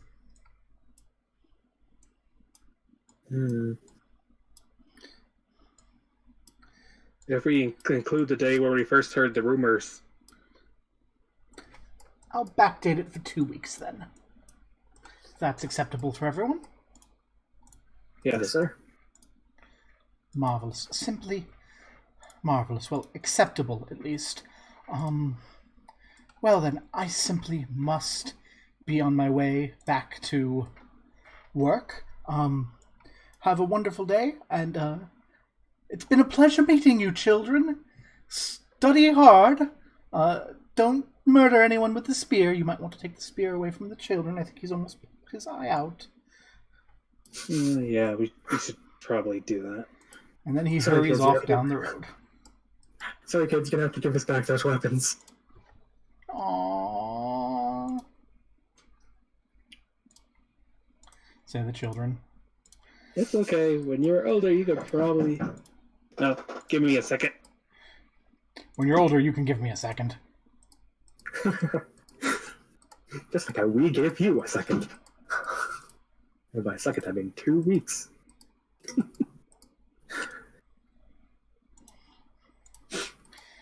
While you were having that conversation, I was just role-playing. I looked, and I found a map of his manor in a supplemental piece of material in case you want to have dinner with him.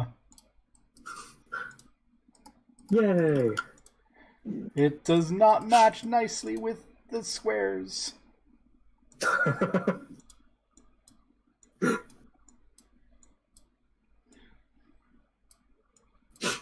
That will have to do.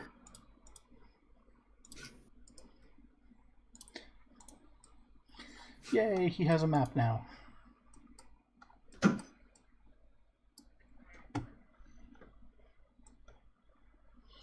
Apologies. The dogs are acting up and my brother couldn't handle it. It's fine. Where was it? Oh, yeah, but perhaps when you're older, you'll become adventurers too. And then you can have a spear that you could use. Wow, really? My own spear? I'm gonna be an adventurer when I grow up and fight mimics. Make sure you bring some solvent. Yes. Just always carry that solvent on you if you're going in dungeons. Right. Solve dungeons, kill mimics.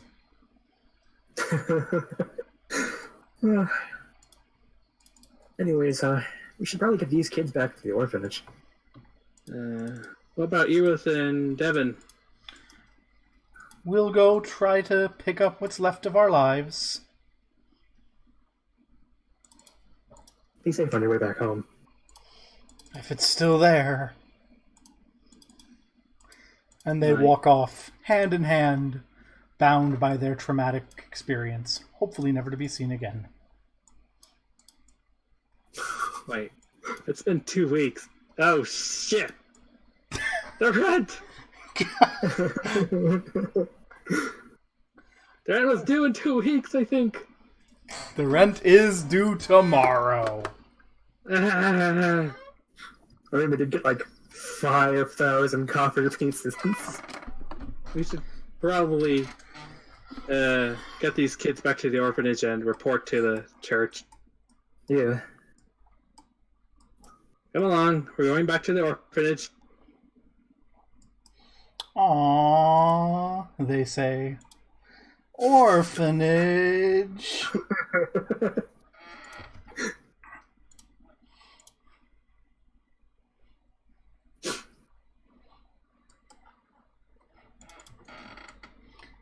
Let me get you all dragged up there. Kid, Yeah? I just love that you still have the unconscious body of Twig in the room. Oh. Doppelganger! Mimic! So yeah, Theory. when you arrive at the orphanage, Oh, it's Tara. she is here. Saying, Taram, I don't care. Just, where is everyone? And then she turns and she says, you're here, children! And they're like, yes, Mama Gretchen. I've been so worried, and like 3 days ago, Taram just appeared on the doorstep.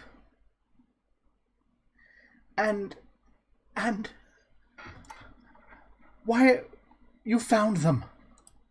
But why did Taram get here sooner? It's a long story. It's best that we talk about that. Yeah. Let's talk about it in another room. Deacon says, it was a big eyeball!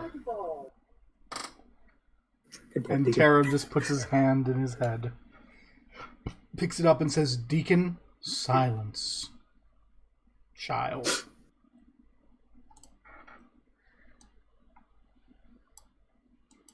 The Great Sphere knows all. Pats Deacon on the shoulder, smiles to you and says, thank you for your efforts, unnecessary though they were. And as he starts and walks away, as Gretchen goes, Taram, that is rude, Taram. He's been like this since he came back.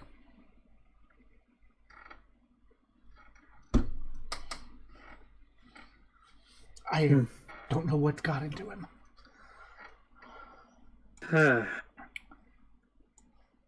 Go play. There's food in the kitchen.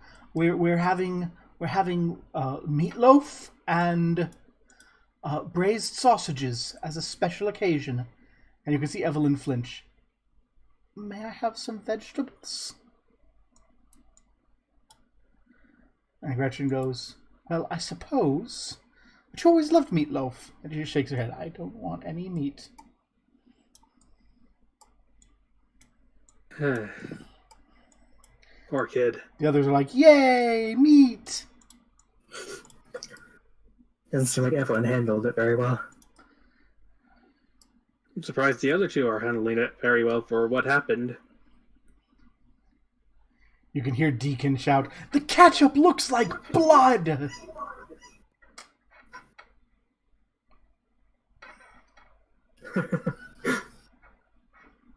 I think maybe they're all a little traumatized in different ways. Alright. Shall we find somewhere private? Gretchen nods. Yes, right over here in my office.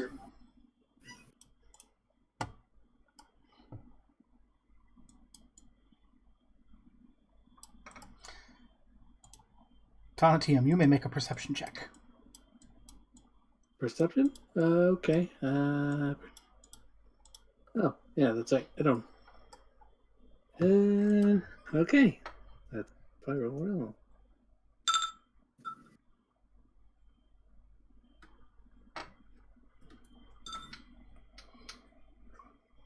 Okay, it's fine. So, you all take seats around the table, I imagine?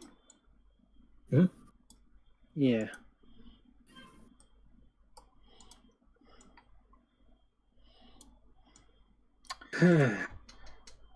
And as you sit down and look to her, someone else pulls another chair and sits down.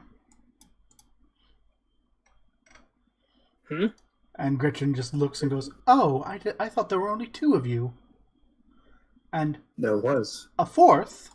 I suppose you can have this chair. He bows, walks over, sits. You see two half-elves.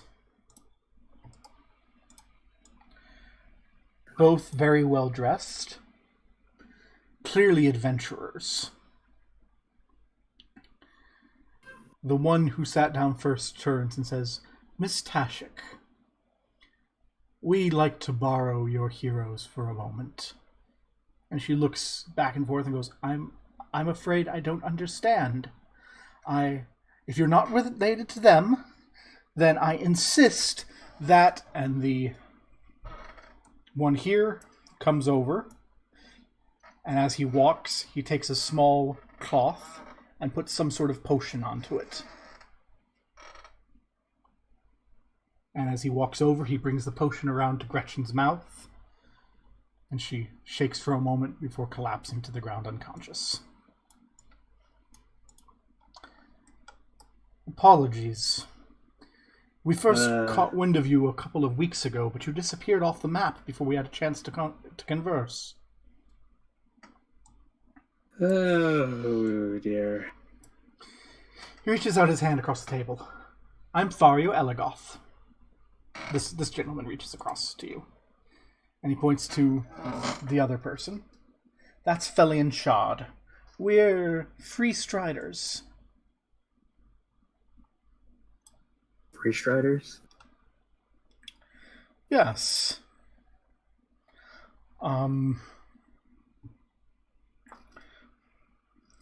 We are sort of scouts and proselytizers of Farklargan.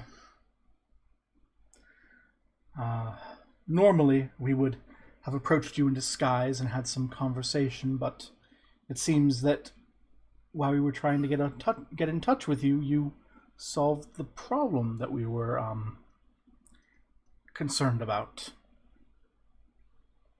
Wait, are you talking about the fortress underground? What fortress? This other elf says in a voice too deep for his face. Where they took the kidnapped kids. We weren't concerned about the fortress, we were concerned about the children. In particular, the boy Tarim. Thario nods. Yes. Let's... That, I'm sorry? admittedly, that one was not us. I mean, our intentions was to find him and bring him back, but turns out someone else beat us to it. Fario nods. Felon, would you like to explain? Felon nods. Yes.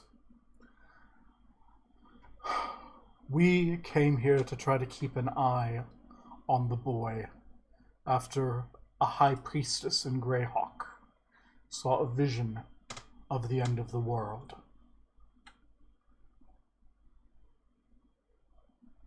She saw the volcano that Cauldron is in spewing forth infernal energies, and floating above it a cage, wrought of bone, and the boy Tarum inside, laughing maniacally as he melted away.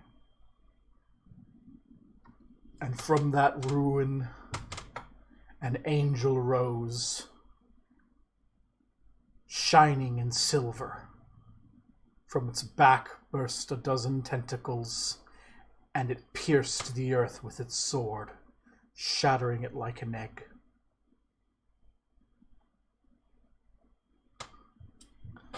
So we came to Cauldron. We learned of Tarum. We matched this boy against the image the priestess drew, and he shows you in a flash a little image of Tarum in a cage laughing, drawn with charcoal. And then he was kidnapped. And then he returned. And it seems you were one step ahead of us, up until the moment that you disappeared, at which point you were many steps ahead of us. He turns to Fario. Fario, I am finished. Oh, wonderful, wonderful. Thelian is the priest. He handles all this thinky stuff. In any case, I wonder if you might keep an ear open, so to speak, about this prophecy. We might let you know if we hear anything. You seem skilled, after all. Say that, but to be honest, we were lucky we managed to get out of there. Managed to get out of there alive, much less bring all the other children back. So you see him split his mouth open in a wide grin when you say lucky. And he goes, Aye, Fachlargan seems to smile upon you. We'll take our leave. If you shake her, she'll wake up. It should be fine. No lasting damage. If you learn anything, try to track down the dwarf at the Drowning Morkoth, Tyro Amberhelm. Drawer. Let me just write this down real quick. Dwarf, Tyro, Marindale? Amberhelm. Amberhelm. He won't know what you're talking about. Just, if you go to this dwarf, he's always drinking in the Morkoth, and that's why I pick him. He's very easy to see. If you go to him, and you say, it's a beautiful night to go a-walkin', we'll abduct you and we can have the chat. You find something. It's a cage rights. That's them, right, Felian? He nods. Yes. We don't know who they are, but they're the ones that seem to be working to bring this prophecy about. The cage rights.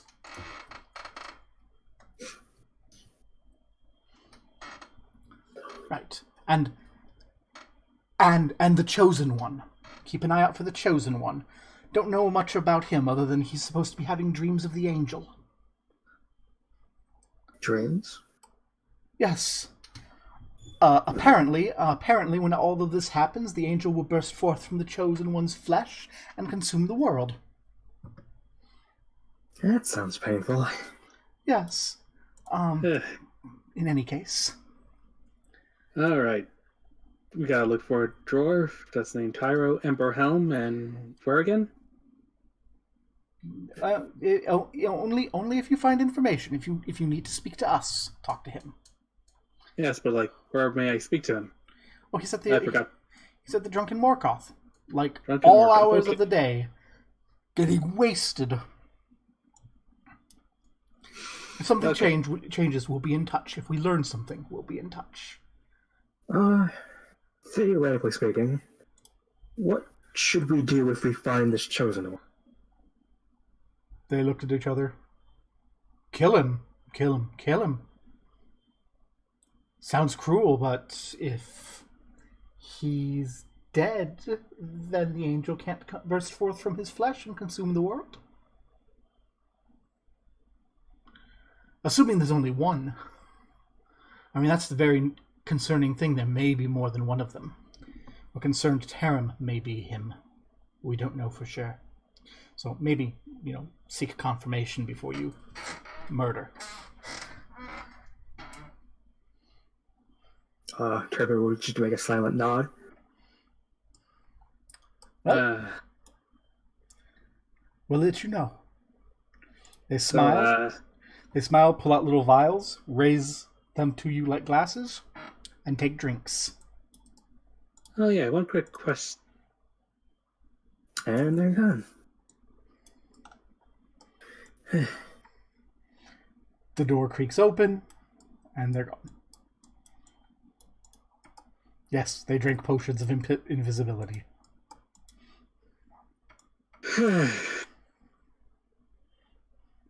Oh my. Well then. Oh, awake? As I try to shake her. Who are you? Who are they? I don't know, but they're gone now. Well, you rescued the children. Yes. I don't know what I can do to help. I'd offer a reward, but I have no money. But what comes over the head? I owe both of you a deep debt of gratitude and a deep favor. And I will not forget it.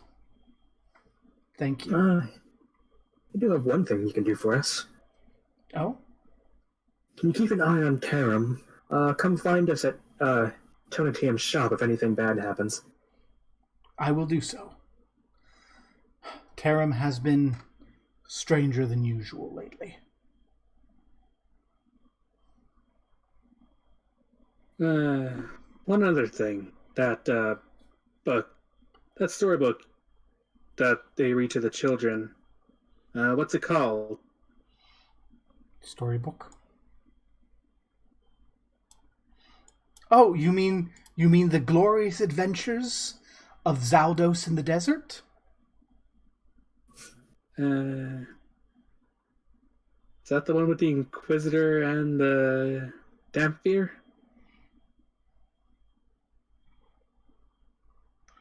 Yeah. There's two. There's the glorious adventures of Zaldos in the desert, and there's Against the Rune Lords.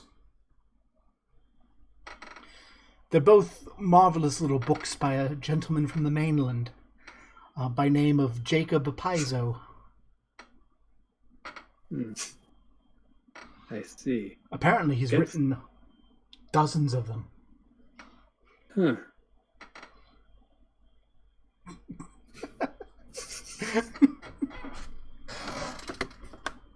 Yes, our Pathfinder games are now works of fiction in this Greyhawk universe.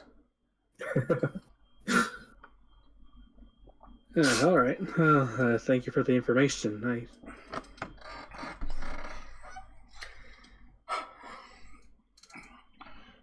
She says, and thank you.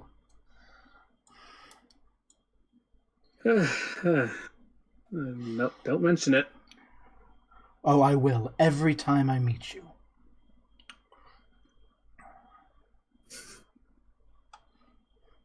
And just don't mention it in front of the kids.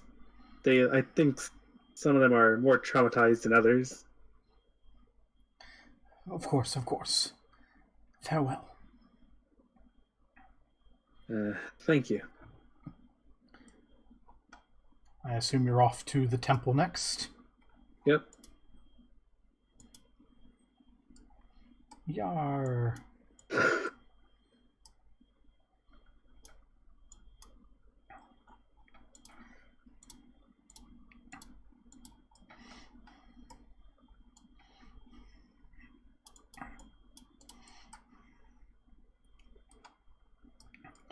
They hurry you inside to Jenya.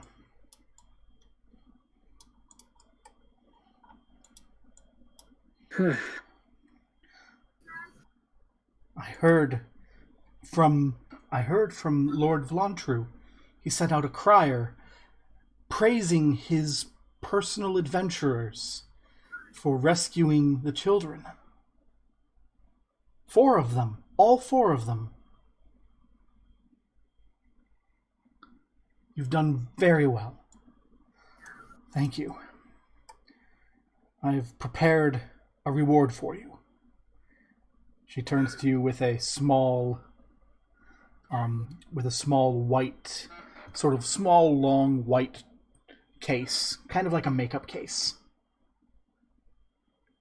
It's a little hefty and is latched shut.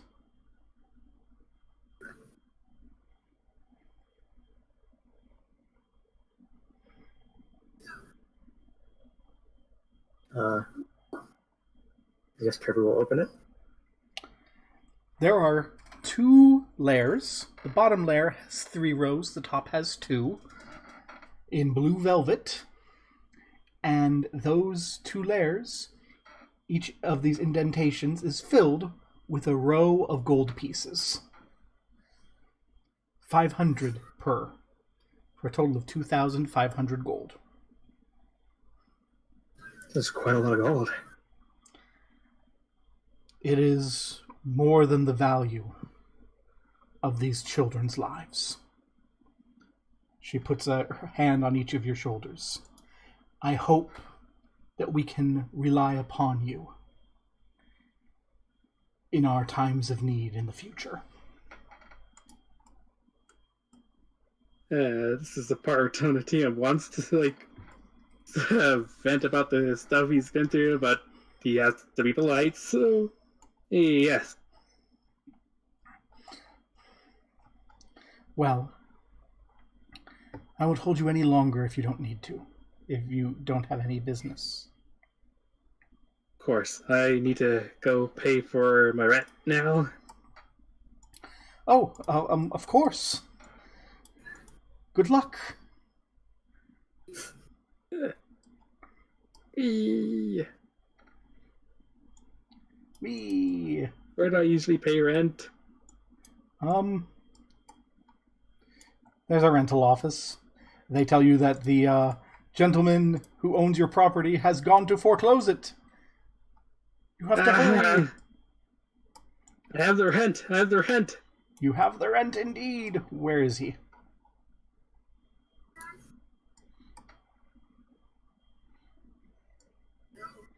Where are you? Wait, is it really him?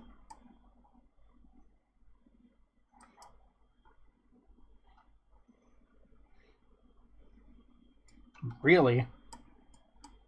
That sounds interesting. Like interesting, really. I made the wrong token. Oh. Give me one moment. I think I have him on a different map.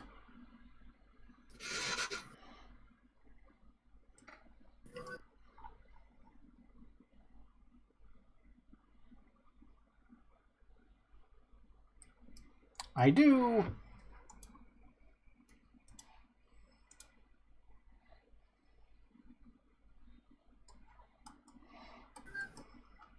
So you arrive at your door as he stands before it, pounding up a notice of foreclosure. the stern face of the man who owns this property and all the properties along this row. Lord Ankin Taskerhill.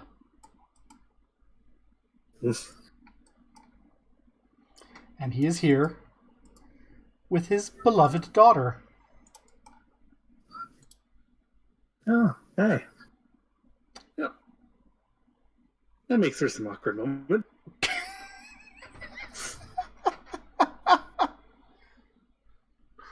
Yeah. She turns and goes, "Oh, Father, it's those unlicensed adventurers I was telling you about." And he turns and goes, "Tonatium, your rent was due today." Yes, and I have the payment. On you, it is close of business. I have it on me. As I say, as I take out exactly 150 gold coins. Where from? The purse I have. The one that they... The purse you have, who? That they, which they? The chest that I got from the church. Okay. So you open up the chest with the 2-layer fishing tackle full of gold and count out 150 pieces. And both of them stop and go. And Anna says, "Father, you shouldn't take their money. They've stolen it from ruins." This money was given us by the church. Given you the church for illegal adventuring, no doubt. Lord Taskerhill nods. "I can't very well take money from illegal adventurers." Not illegal. Really? Then who's your sponsor? What's the guy's name again? Lord, Damn it, I had it written down somewhere. Lord Philantru. Lord Philantru. Anna, I will take their money for the time being, and I will speak to Lord Philantru when I have dinner with him this evening. For the time being, he takes down the notice, you may enter Tonatium. If this does not check out, I will return your money and foreclose your home. Understandable. Do not run things this close next month, treasonous scum.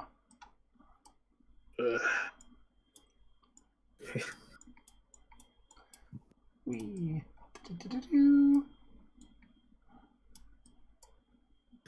Getting sick and tired of all these stuck-up rich people. Okay, so I'm just gonna do some quick calculations too.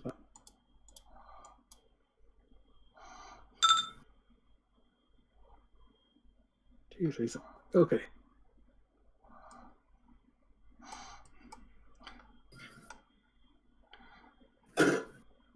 Do you have are you pulling a cart full of treasure behind you or something? No, I left the treasure back at the locksmith's. How are you gonna get it to your home / place of business? I don't know. I used up the.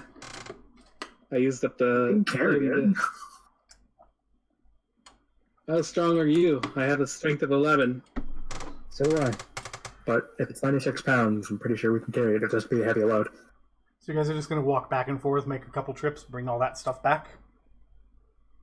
It was just a chest, right? Yeah, it's just that one chest. We didn't take anything else.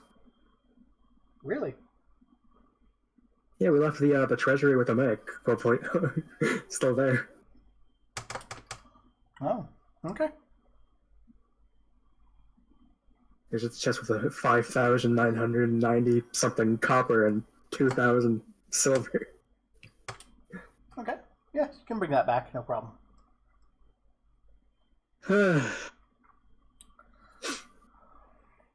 And thus ends Chapter 1.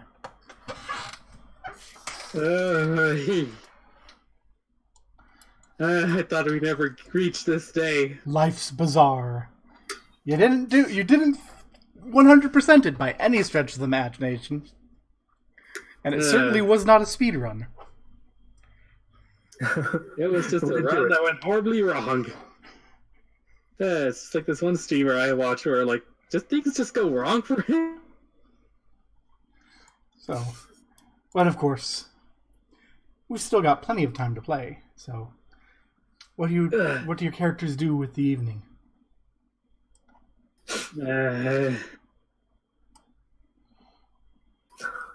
One thing for sure, we need to split up this treasure. I'm sorry? We need to split up this gold and shit. We could do that later. How about we just go to the tavern for the night and just relax. Yeah. Oh yeah. We're gonna go get drunk. Well, what else are you supposed to do when you're celebrating? Especially after a long 2 weeks. Yeah. But before we leave, I'm gonna take that key I have, the bronze key, and lock the chest. Okay. Full of the coins. You do so. And I'll leave it by the bed. You gonna stash it under the bed? Yep. Cool. So you go and you drink. And people chat, of course. Each of you may make a d20 plus 1.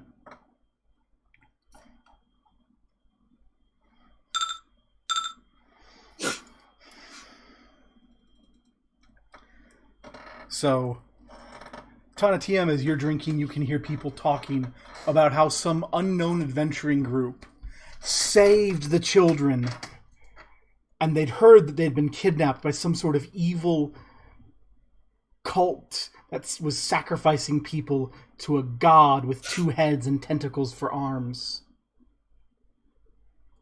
But the day is saved by these new adventurers. No one knows the name of the group. Now, you hear that people are praising another group called the Stormblades. A group of 4 great noble adventurers that you have met before, in case you've forgotten what those 4 were called. Ugh.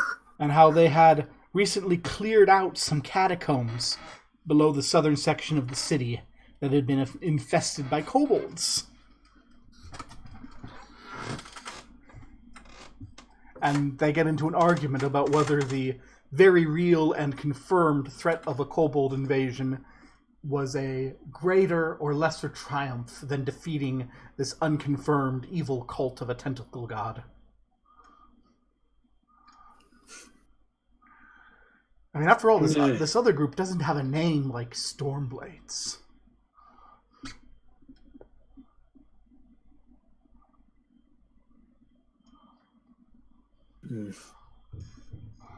We can escape those assholes. Hey, watch what you're saying. I just want to relax for tonight. And I'm not letting you ruin it with your mouth. I say as I have down the first bottle of wine. You are so drunk. You don't have that much of con.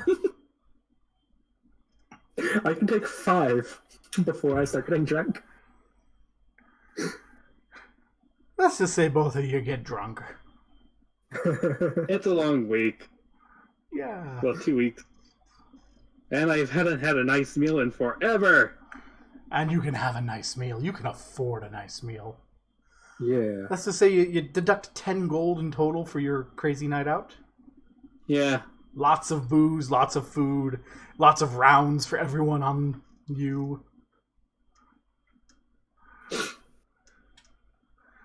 And, you kind of stumble back into your shop as the sun is rising, continuing along the choruses of "There's a golly good."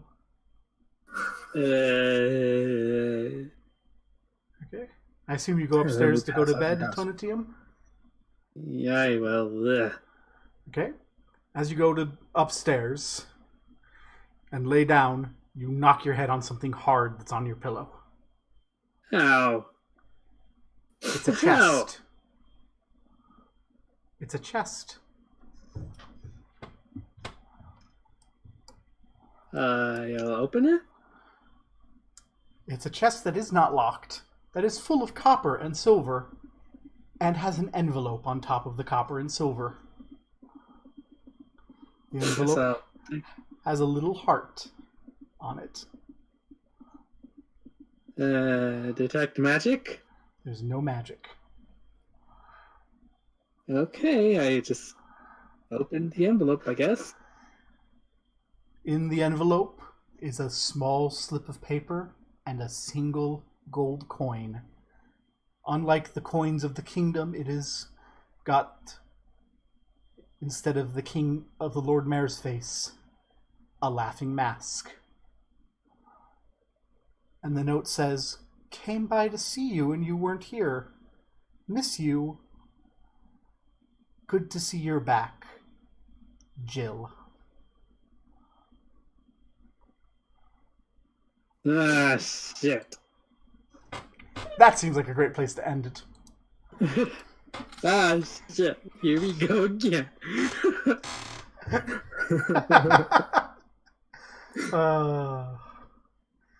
That was a wonderful little epilogue for Chapter 1. Well, I guess I'm gonna put on the laughing mask coin in my equipment. Favorite part of the session? We finally leave! Yeah, we're out. And I kind of got really scared when that earth creature came up. But to be fair, I was also scared all session because of the ogre, but... To be fair, you've been scared for like the last month and a half. Yeah, true. I was expecting that dungeon crawl to go for like another 2 sessions. Nope. I was fairly confident you'd be done today. And I'm finally reunited with Twig. Yeah, Twig back. Yay! We have our damage dealer back. It's not even the best damage dealer, it's just that he just does enough scratch damage. And you have all of these... And even though you've completed the quest, there's so many open plot threads. Level of wedding for us. Yeah. You got the storm blades. I should probably roll that now. Slasher 1d6 plus 1. What's that? Yeah, we have the asshole storm blades, our HP. Ah. Yeah. Speaking of, please make a will save. A will save. That's my worst save. Mr. Passed Out. Me or Turvu? Turvu. Turvu, okay.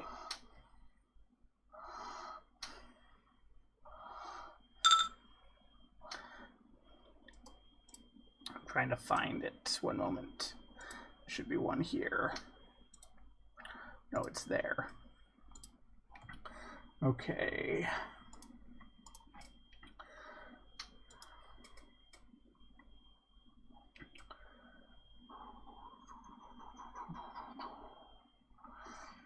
You scream in agony as your soul is torn in two.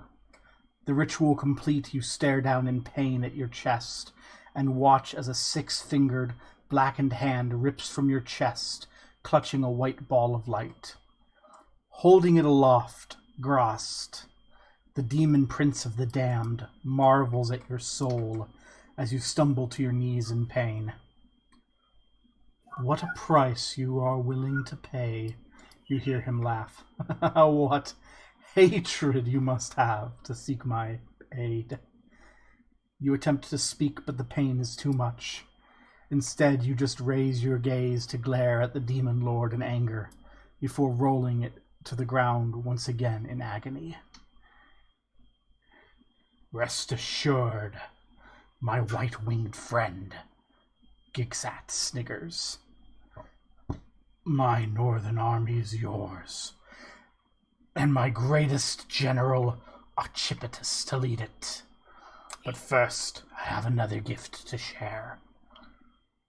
Archipetus, you hear Grast command, come to me.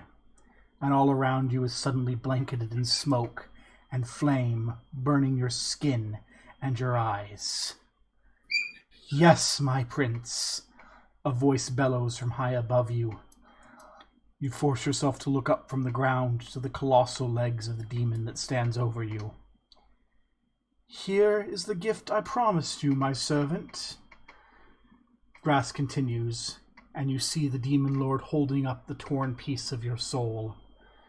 You feel a loss greater than you thought you could ever imagine, and you stare helplessly as Grast flies upwards towards the chest of the demon.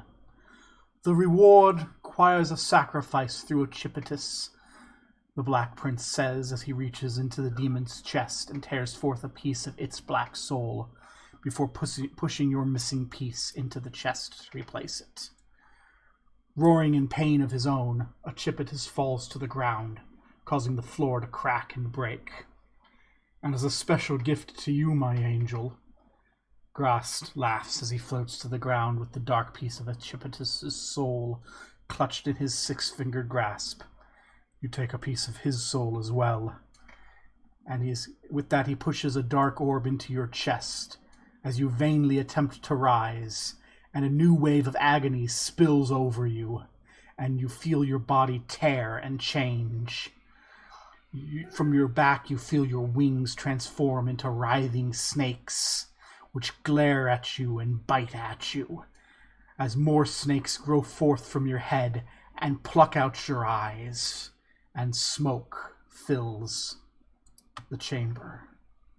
And you awaken screaming as usual. Yay! But you still got a good night's sleep. Yeah, good night's sleep. I love these Also, dreams. I love these dreams so much.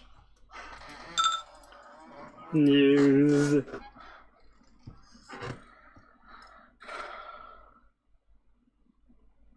And Tonatium is apparently out like a rock and doesn't hear. It was -20 when you're sleeping, right? Or was it -10? I don't know. I don't... Last time we're also at a distance, so Yeah. like I am downstairs, you're upstairs. I look forward to seeing what you guys think the plot of this is about. I don't know, but I'm like thinking Turbo may or may not be the chosen one. Obviously. Constant dreams of angels and demons and shit like that. My soul being taken out. Not to mention that vision of fog at the end. Smoke, specifically. Which comes out of my eyeballs. Could have been that's how we got here situation, if that's the case. Maybe Turvu's the chosen one? Either he's the chosen one or he's not, right? Yeah. Turbo is Turbo. I mean, yes, he may be a child of a little devil, or demon, but...